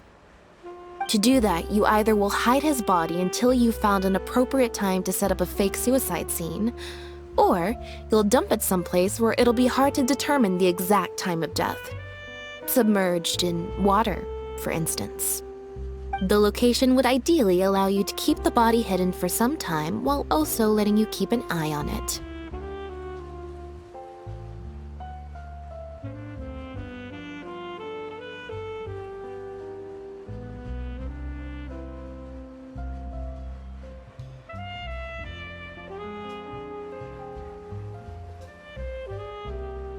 There are only so many options to hide a person's time of death after all. As long as the Phantom investigates each of the possibilities in turn, they'll surely find Pierre's remains. Especially since, as the prime suspect who will now be taken into custody, you will no longer have the time to move him or set up a fake suicide scene to cover up the murder. How absurd. And on what grounds will you order my arrest? Don't think for a second that your spouts of nonsense will amount to any kind of real argument. After all, I'm... Elodie Lefebvre! As the captain of the Special Security and Surveillance Patrol, I hereby declare you as a suspect in the case. If you have any objections, you may raise them later during interrogation. That's right. We received a message from Lumidu's harbor that you were going to investigate the Humane Society. We didn't expect to run into you at such a critical moment. While at the harbor, we noticed something else extremely interesting.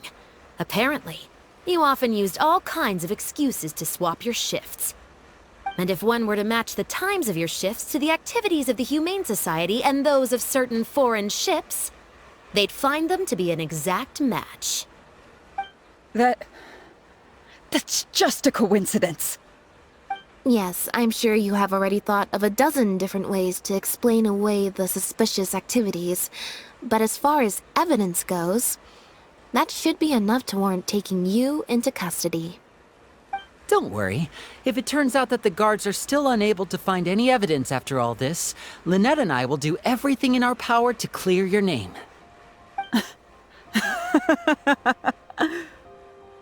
Although judging by her reaction, I assume no follow-up from us will be needed. The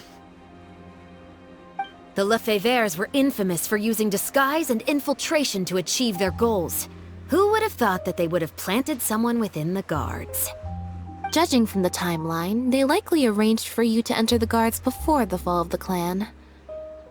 But they probably didn't expect you to turn it to your advantage and use your job to save yourself during the purge. Not only that, but you actively participated in the interrogation, arrest, and judgment of the Lefevres during their fall, thus clearing yourself of suspicion.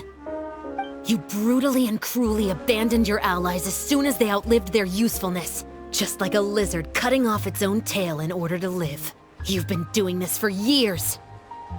So you played me like a fool after all? Ugh!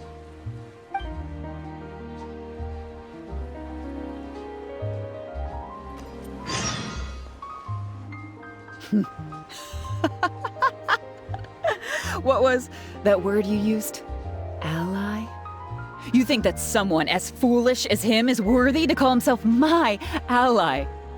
They were worthless scum, all of them. Not just Bernard and Pierre, but those Lefevres too. They always just saw me as a tool. I lost all my chances of a normal life just because I was born into their lot. Not only that, but because they wanted me to become an undercover agent, they stripped me of my name, too. I had to live in constant fear of them while they were alive. And even once they were gone, I had to continue to bury my heritage and my name. Always worrying that their enemies would come knocking at the door. Do you know anything about what I've been through over all these years? My life as the last Lefevre?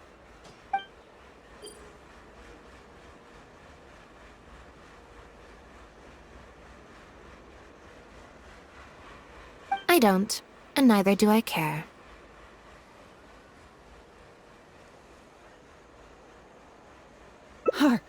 Are you for real? Aren't you a Lefevre victim too? Elodie, you're the only one still living under the shadow of a name. That's enough. Keep your hands where I can see them and do not resist arrest. If you have more to say, save it for the interrogation room. What a joke. What a joke! Hey! Don't come any closer. What's that? Know what this is? I've secretly planted loads of explosives in the Humane Society. Just one step closer and... whether they're cats, dogs, or just unlucky human employees, they'll all be blown up into smithereens. Surely, you bunch of goody two-shoes won't let that happen, right?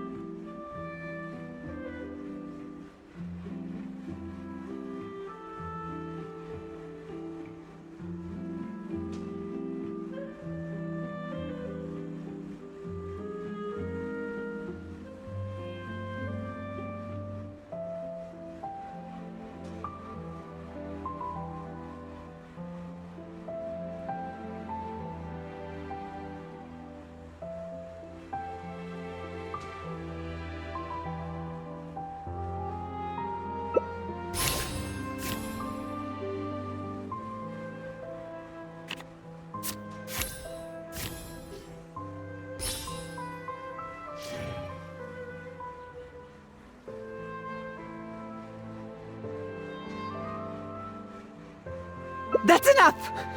I have nothing left to say to any of you! Gardamex, get him! Not good. She's trying to escape. We need to end this fight as soon as possible. Surprise! Now disappear! Frost is coming!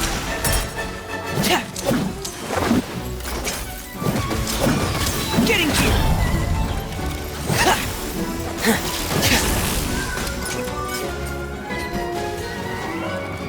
Pair!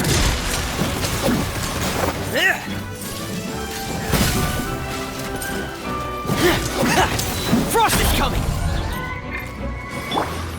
Step on up!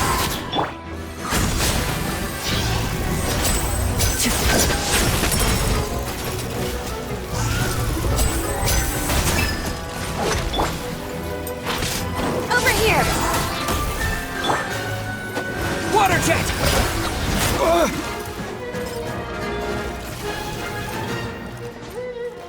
Wipe out!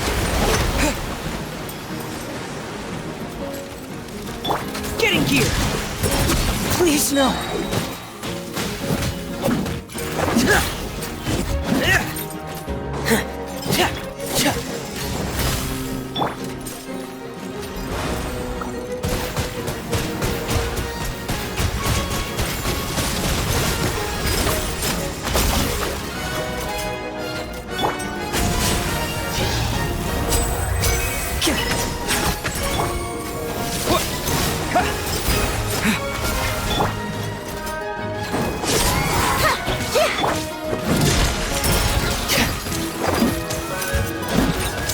Frost is coming! Step right up!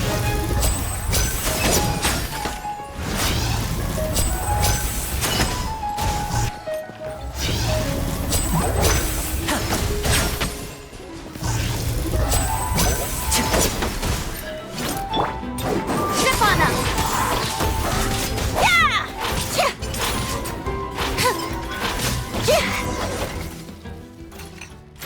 Busted so quickly, huh? Good thing I've already bought enough time to escape. Ah!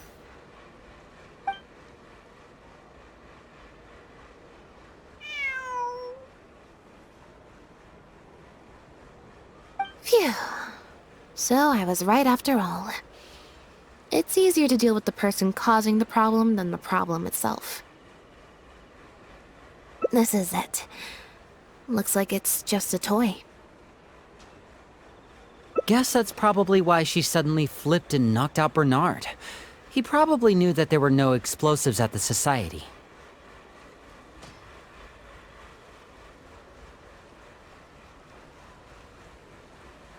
Well, given that she never even showed her face to Bernard and Pierre, I had my doubts that she'd have gone to the Society in person to plant explosives. Thank you for your help, everyone. I'll take them back for thorough questioning, and find someone better to take over the Humane Society. I might need a few statements from everybody.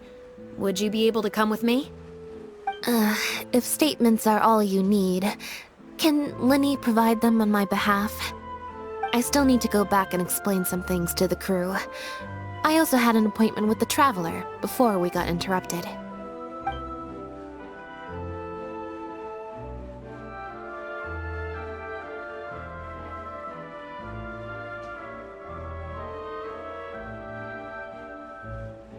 Ah, so you do remember. Yes, I invited you to come over to our place. Once I'm done talking with the troupe, I'll make a nice cup of tea and bring Bonnie to wait for you outside of my door.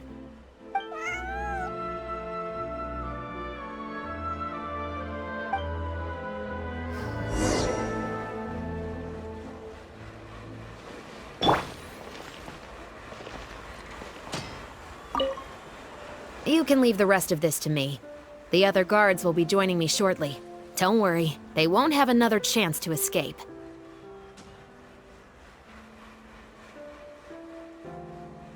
The materials have many other regular uses outside of being used to make imitation synth, so they're not immediately subject to being confiscated or destroyed.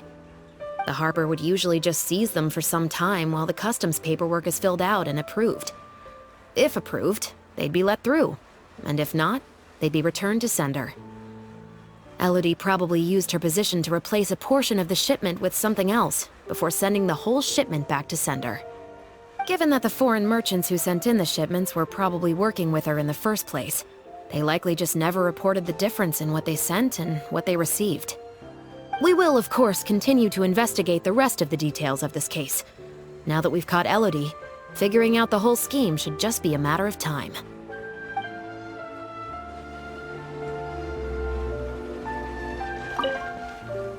You must have spent a record-breaking amount of time in serious mode today. I can't remember the last time I've seen you like this. Is it because of a special someone?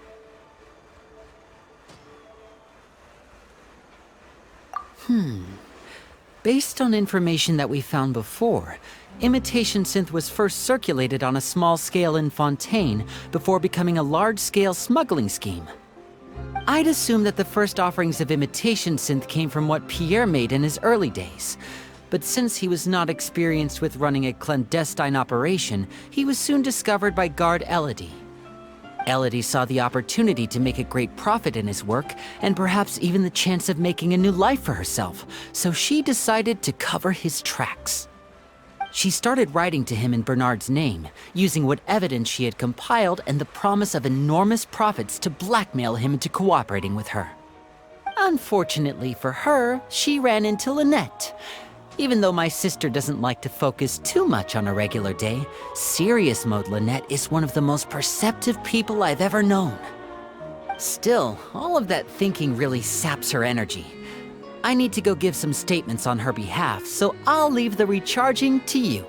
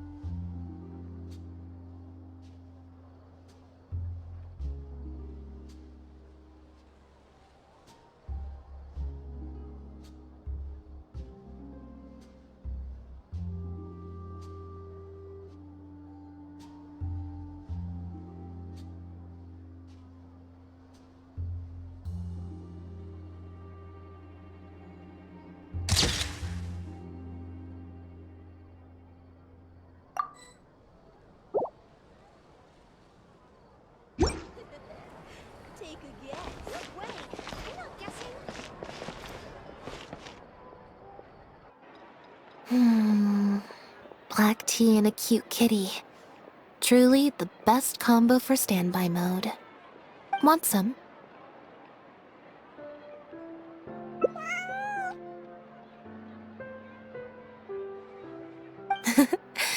I see she's already starting to snuggle up to you.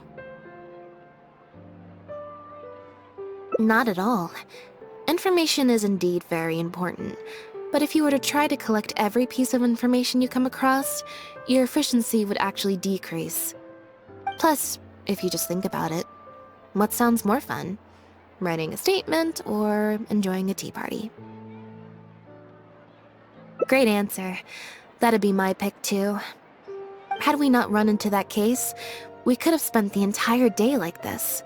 But now I'm running low on both time and energy.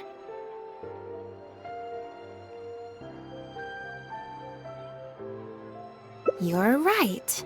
I can sense it. I'm recharging very quickly at the moment. something about her rubbed me the wrong way since the very beginning. But to be more precise, it was probably around the time when I saw Bonnie try to get away from her.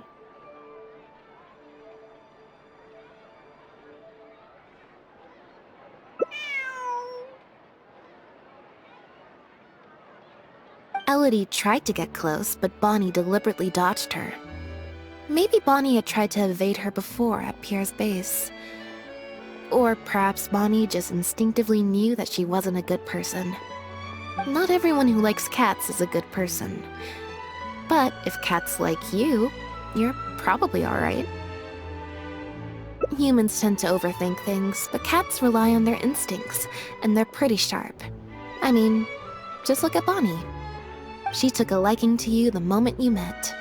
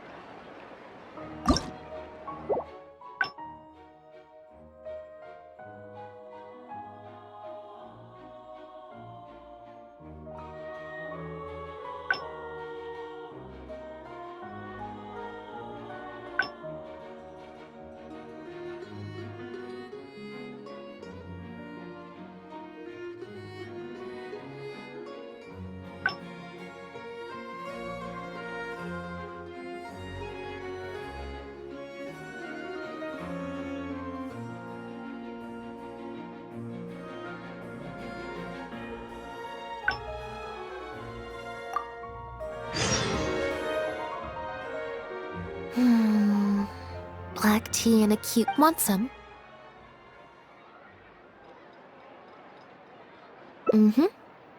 I hope you'll like it. Not at all. Information is indeed very important, but if you were to try to collect every piece of information you come across, your efficiency would actually decrease. Plus, if you just think about it, what sounds more fun? Writing a statement or enjoying a tea party? Great answer. That'd be my pick too. Had we not run into that case, we could have spent the entire day like this. But now, I'm running low on both time and energy. You're right. I can sense it. I'm recharging very quickly at the moment. Something about her rubbed me the wrong way since the very beginning. But to be more precise, it was probably around the time when I saw Bonnie try to get away from her.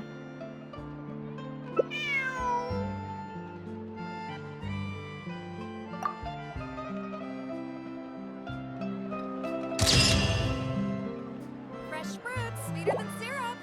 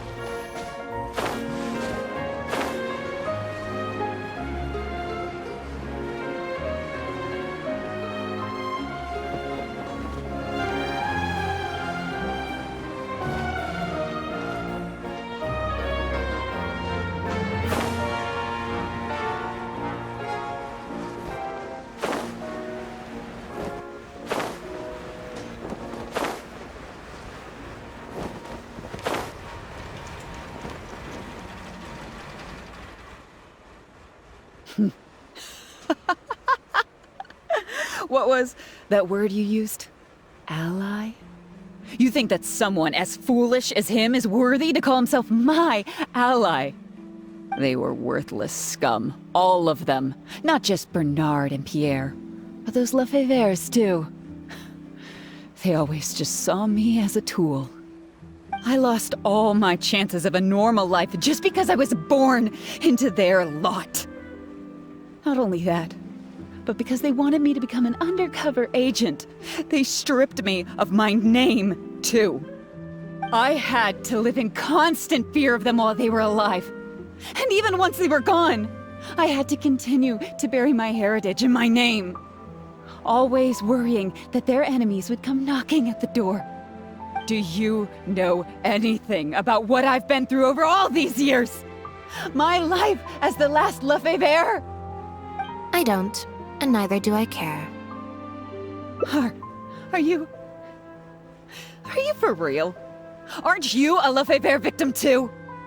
Elodie, you're the only one still living under the shadow of a name. That's enough. Keep your hands where I can see them and do not resist arrest. If you have more to say, save it for the interrogation room. What a joke. What a joke! Hey! Don't come any closer! What's that? Know what this is? I've secretly planted loads of explosives in the Humane Society. Just one step closer and... whether they're cats, dogs, or just unlucky human employees, they'll all be blown up into smithereens. Surely, you bunch of goody two-shoes won't let that happen, right?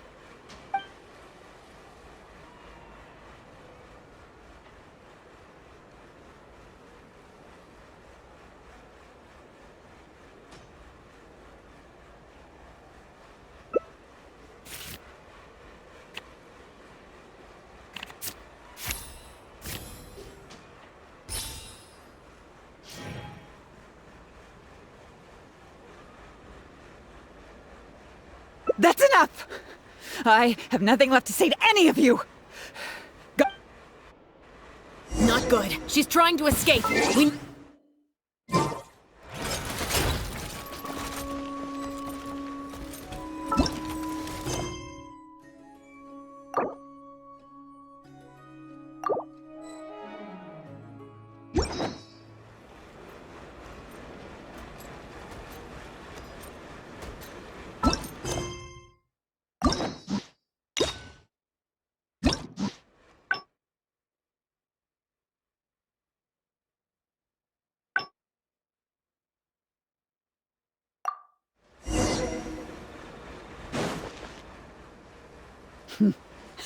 They were worth... I lost all I had. Do you...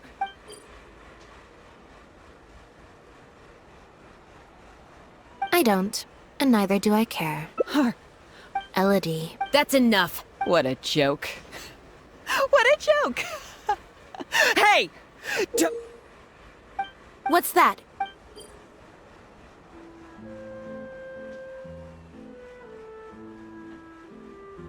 Know what this is? Whether they're cats, dogs... Surely, you...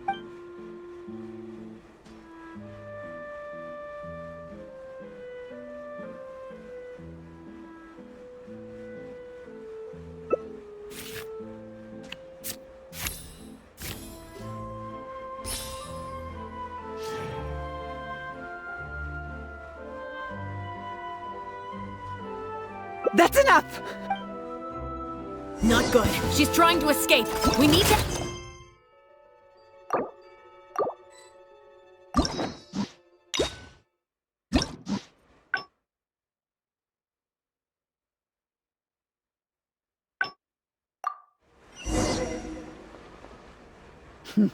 They were worth... I lost all I had to live in constant fear of them all.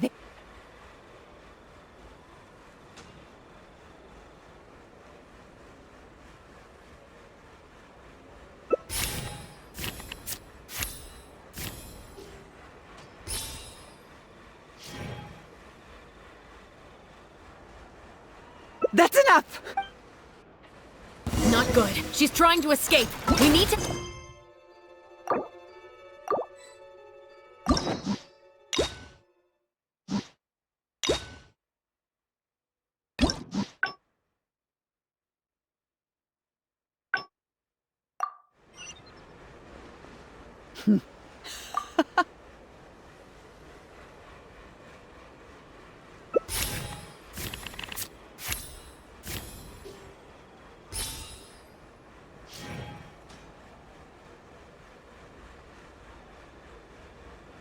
That's enough! Not good. She's trying to escape. We need to end this.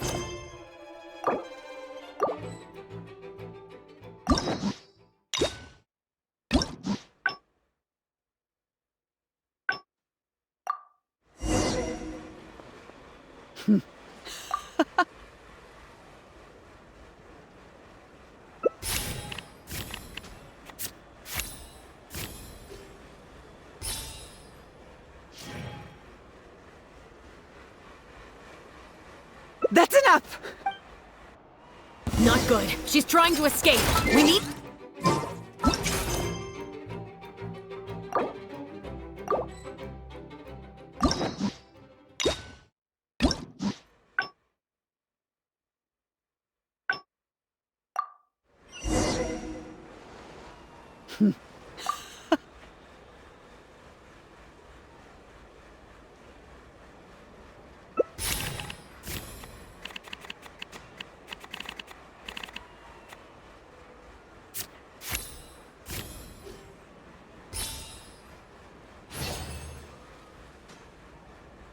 I can understand how you feel.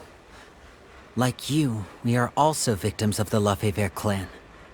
But if you were to endanger innocents now for your own gain, the public anger towards the Lefebvres would only rise to a boiling point.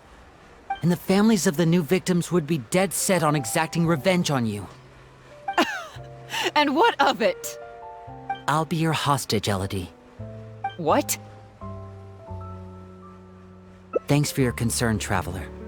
But we need to end all of the hate and violence arising from this clan once and for all. I'll raise my hands and come over slowly. I promise that I'm completely unarmed. I'm watching you. Don't think for a second you can pull fast one on me! Mm-hmm.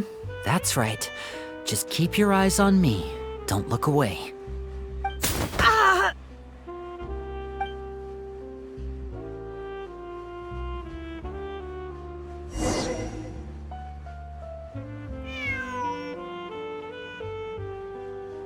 Phew.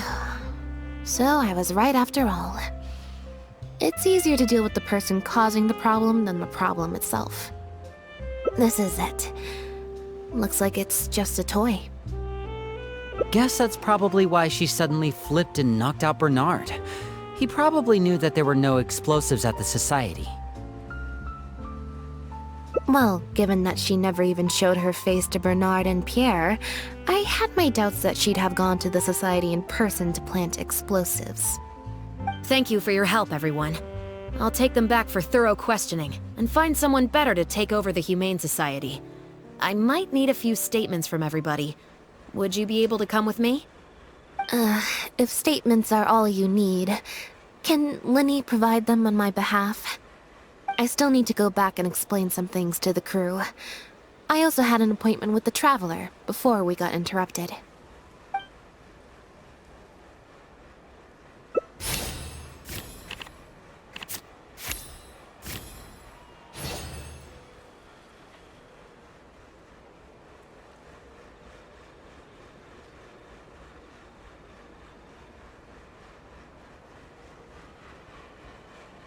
Ah, so you do remember. Yes, I invited you to come over to our place. Once I'm done talking with the troupe, I'll make a nice cup of tea and bring Bonnie to wait for you outside of my door.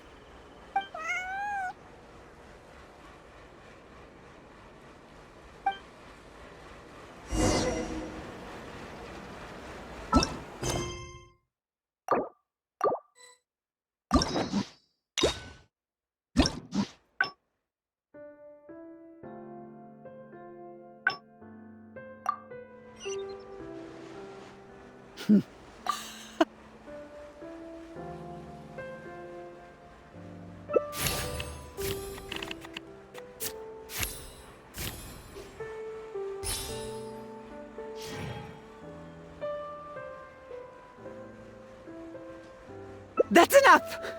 I have... Not good. She's trying to escape. We need to end this fight as...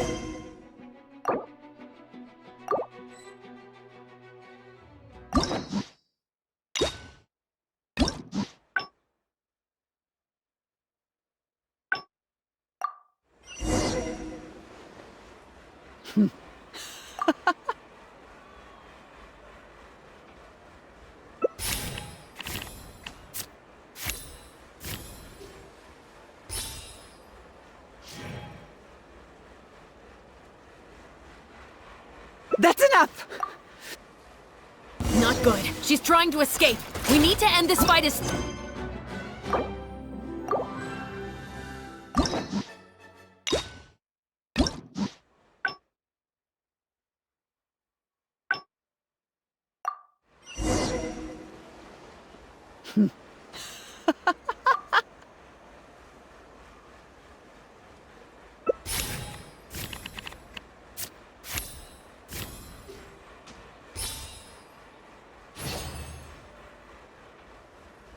Do you know what would happen to you if you were to run away now? The entire Special Patrol would be out hunting for you day and night, to the ends of the world! Once word of that gets out, all the factions in Fontaine would be after you. But, if you throw away the device now, I'll still count that as turning yourself in to the guards. Would you rather go back with me now and wait for a trial? Or wait for your enemies to find you, and subject you to the same interrogation techniques that your relatives were once infamous for? No, I can't.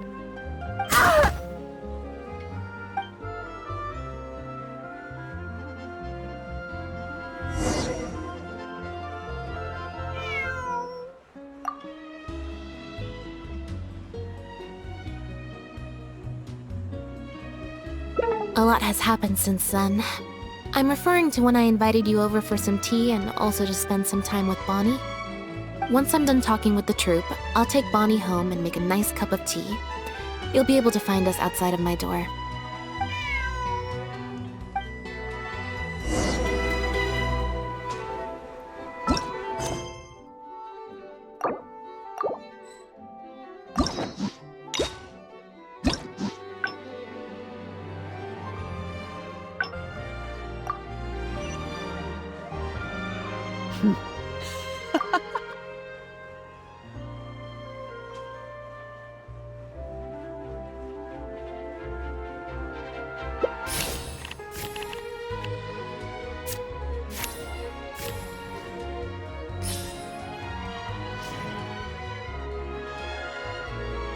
Did you think I was blind? Gardamex, get him! Not good. She's trying to escape. We need to...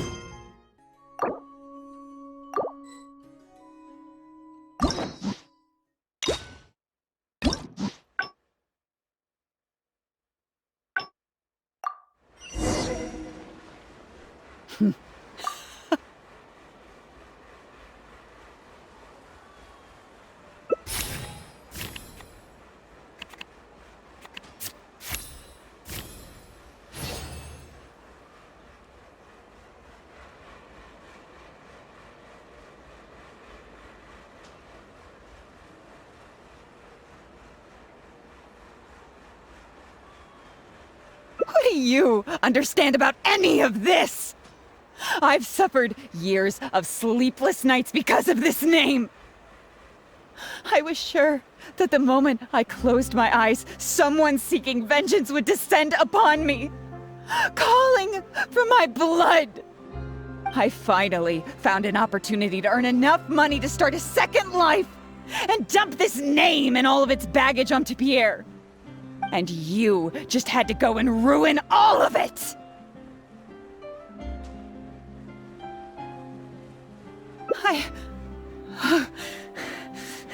What am I supposed to do? Do I even have any choice? Ah!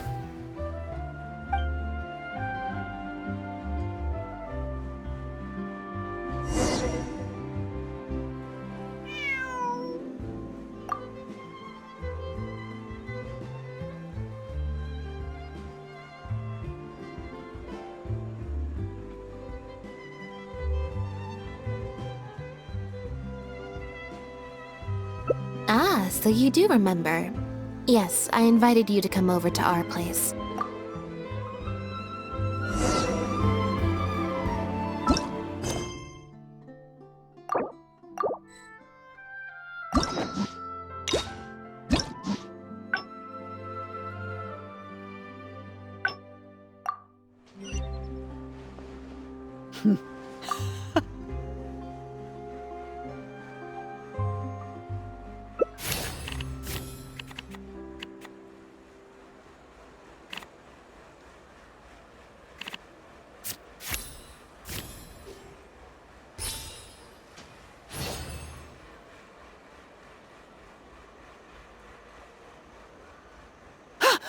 What? Hey! Don't do anything stupid! Guards! Gardamex!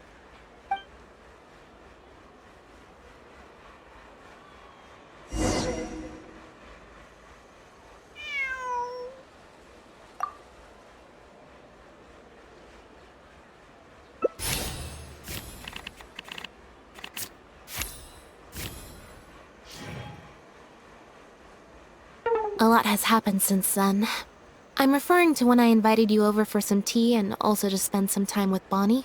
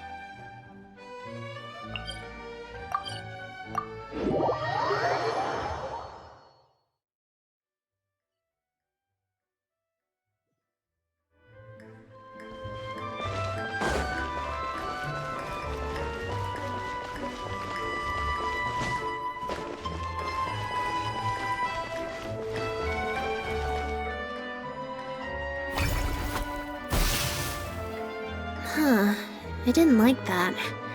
Was I using it wrong? Maybe if I just...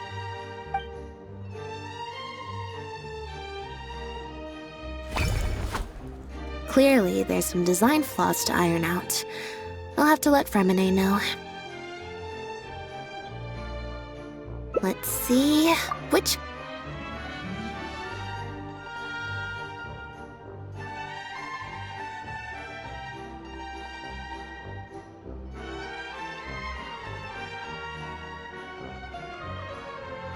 All right.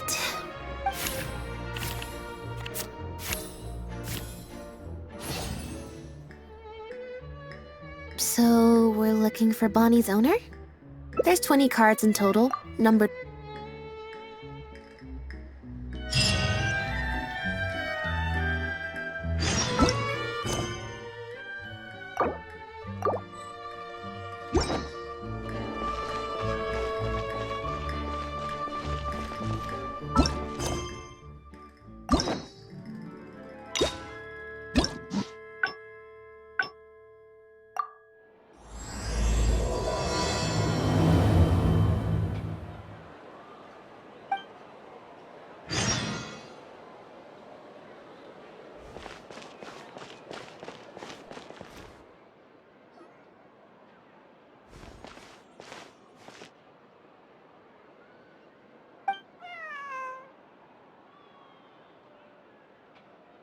Meow.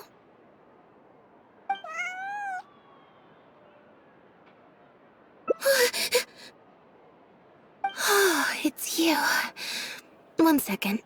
Now activating chat mode. You made me jump there. I thought they'd finally caught me. Well, my heart rate did. Jumped up a little, I mean. Objectively speaking, the trouble was entirely of my own making. Half an hour ago, I was at Hotel de Boer for a drinks reception. It was to celebrate the successful opening of a show, but it was draining my energy. So, I waited for the right moment, then snuck away so I could switch to standby mode. Probably because I'm playing the lead role in the show? Is that so surprising? I'm always getting invitations to do solo performances. I just usually get Linny to write back and turn them down. But then came the Fontanalia Film Festival. We took all the kids from the House of the Hearth out to see a film, and after it finished, they all started clamoring for me to try out acting for some reason. Even Linny was chanting along with them. Anyway, it just so happened that a director called Mary who had sent me an invitation right around then. I'll spare you the details, but basically, I ended up accepting it. Yep, you nailed it. I'm playing the role of a puppet. In fact, the show's called The Lost Puppet, and it's a masked mime show. So, I don't have to do any facial expressions or say any lines. Literally just a series of physical movements. The director says it's a very avant-garde art form. Art is not comprehended by the mind, but felt in the heart. At least, that's what the director says. Anyway, if nothing else, the opening performance seemed to go down well. At the drinks reception, everyone was crowding around me, saying, "Triumphant character portrayal, faithful adaptation of the original work, unequivocally, quintessentially avant-garde," and stuff like that. But being the center of attention is draining. So the moment they left me to go harass the director instead, I was out of there. The other thing is, some weird things happened while I was on the stage.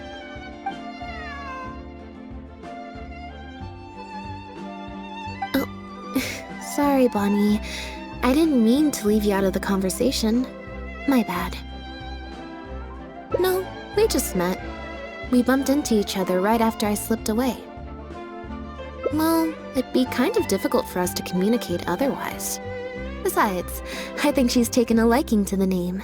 Haven't you, Bonnie?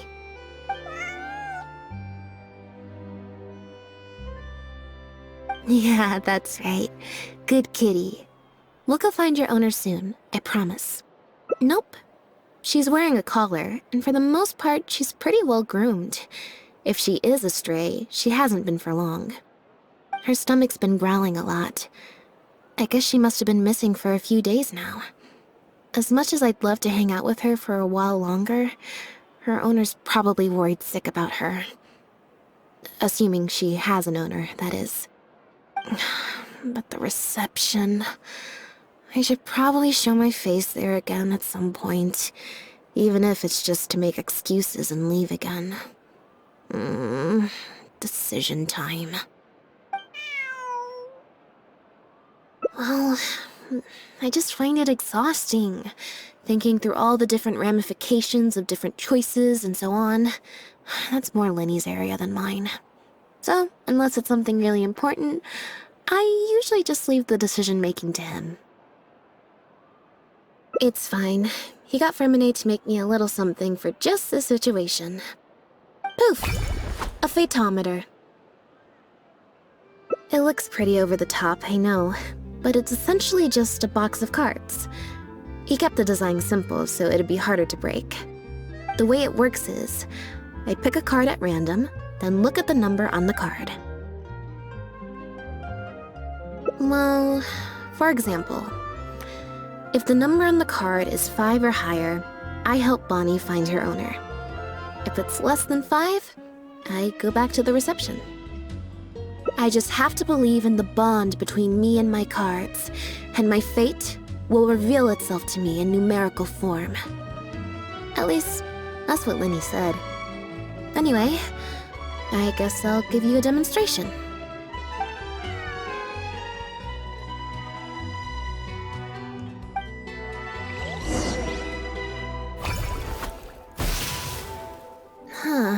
I didn't like that.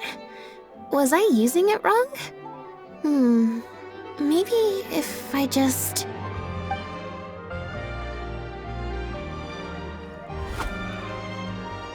Clearly, there's some design flaws to iron out. I'll have to let Fremine know. Let's see... Which card did I get? 4. Well, the cards fell on the ground though, so I don't think it counts as fate. If you want to get the right answer, you have to let fate decide. Also something Linny said. So, to put it another way, if picking a card up off the ground is how to not leave it to fate, then that means it must be the wrong answer. Or... Why don't you pick a card? Since I ran into you here, that means... our fates are, like, interfering with each other. Thank you. This one is final, I promise. Here, take the fatometer. If it's 5 or above, that means fate successfully changed. Anything lower than 5 is a fail. Also, if you have your own thoughts about what I should do, feel free to share it. Now that I've got a good problem solver here to help, I don't need to run every little thing by fate. Huh?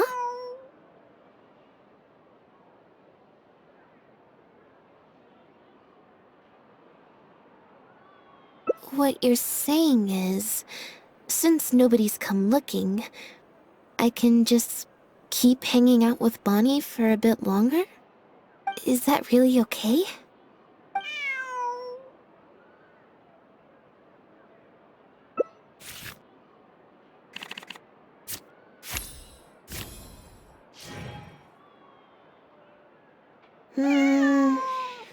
Maybe not. As much as I don't want to, I really should be getting back. Besides, if someone does come looking for me or Bonnie and finds me just chilling out with a cat, I feel like I'd have a lot of explaining to do.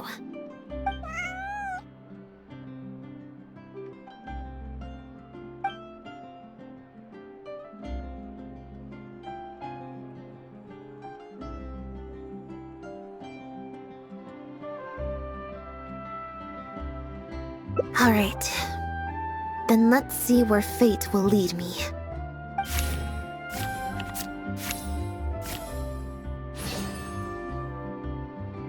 So, we're looking for Bonnie's owner? There's 20 cards in total, numbered 1 to...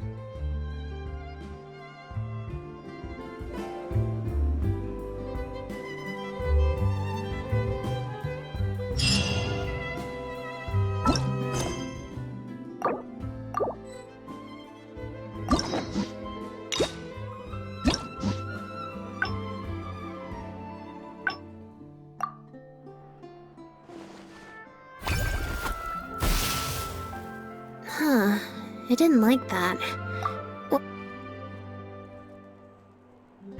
Huh?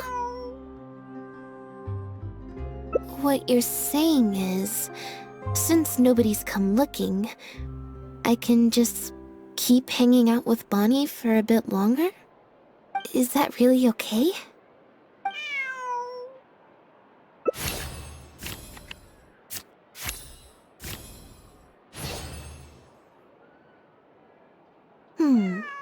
You make a good point. Okay, well, assuming Bonnie hasn't strayed too far from where she went missing, there's a chance we might bump into her owner in either the Steambird offices or the restaurant. So, stick around here in standby mode? Yeah, that suits me.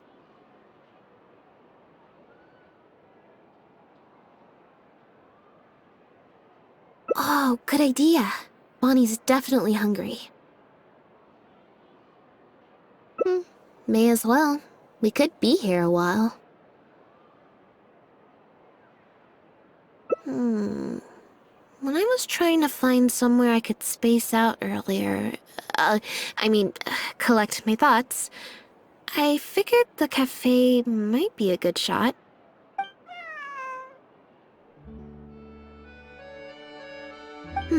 Alright then.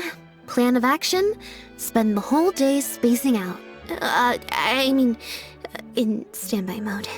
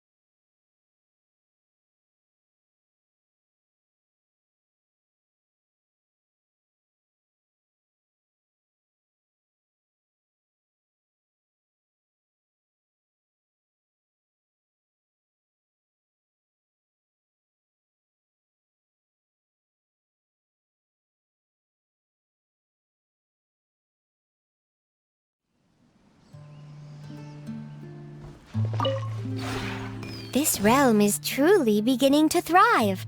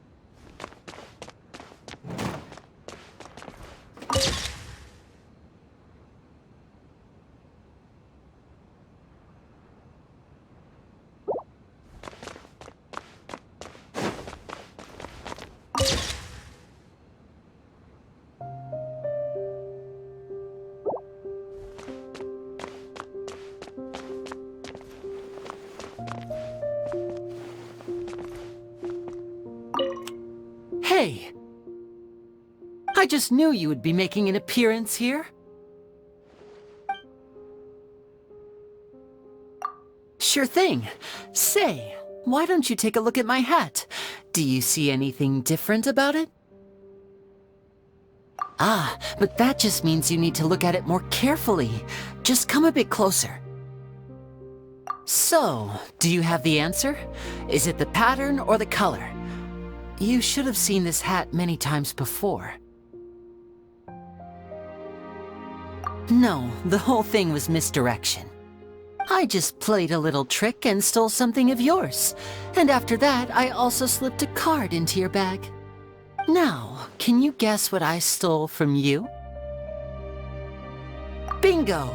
Congratulations, that was the right answer. As long as you understand and master this trick, and put some time into practicing movement, you too can become an outstanding magician. Okay, you can return my card to me now.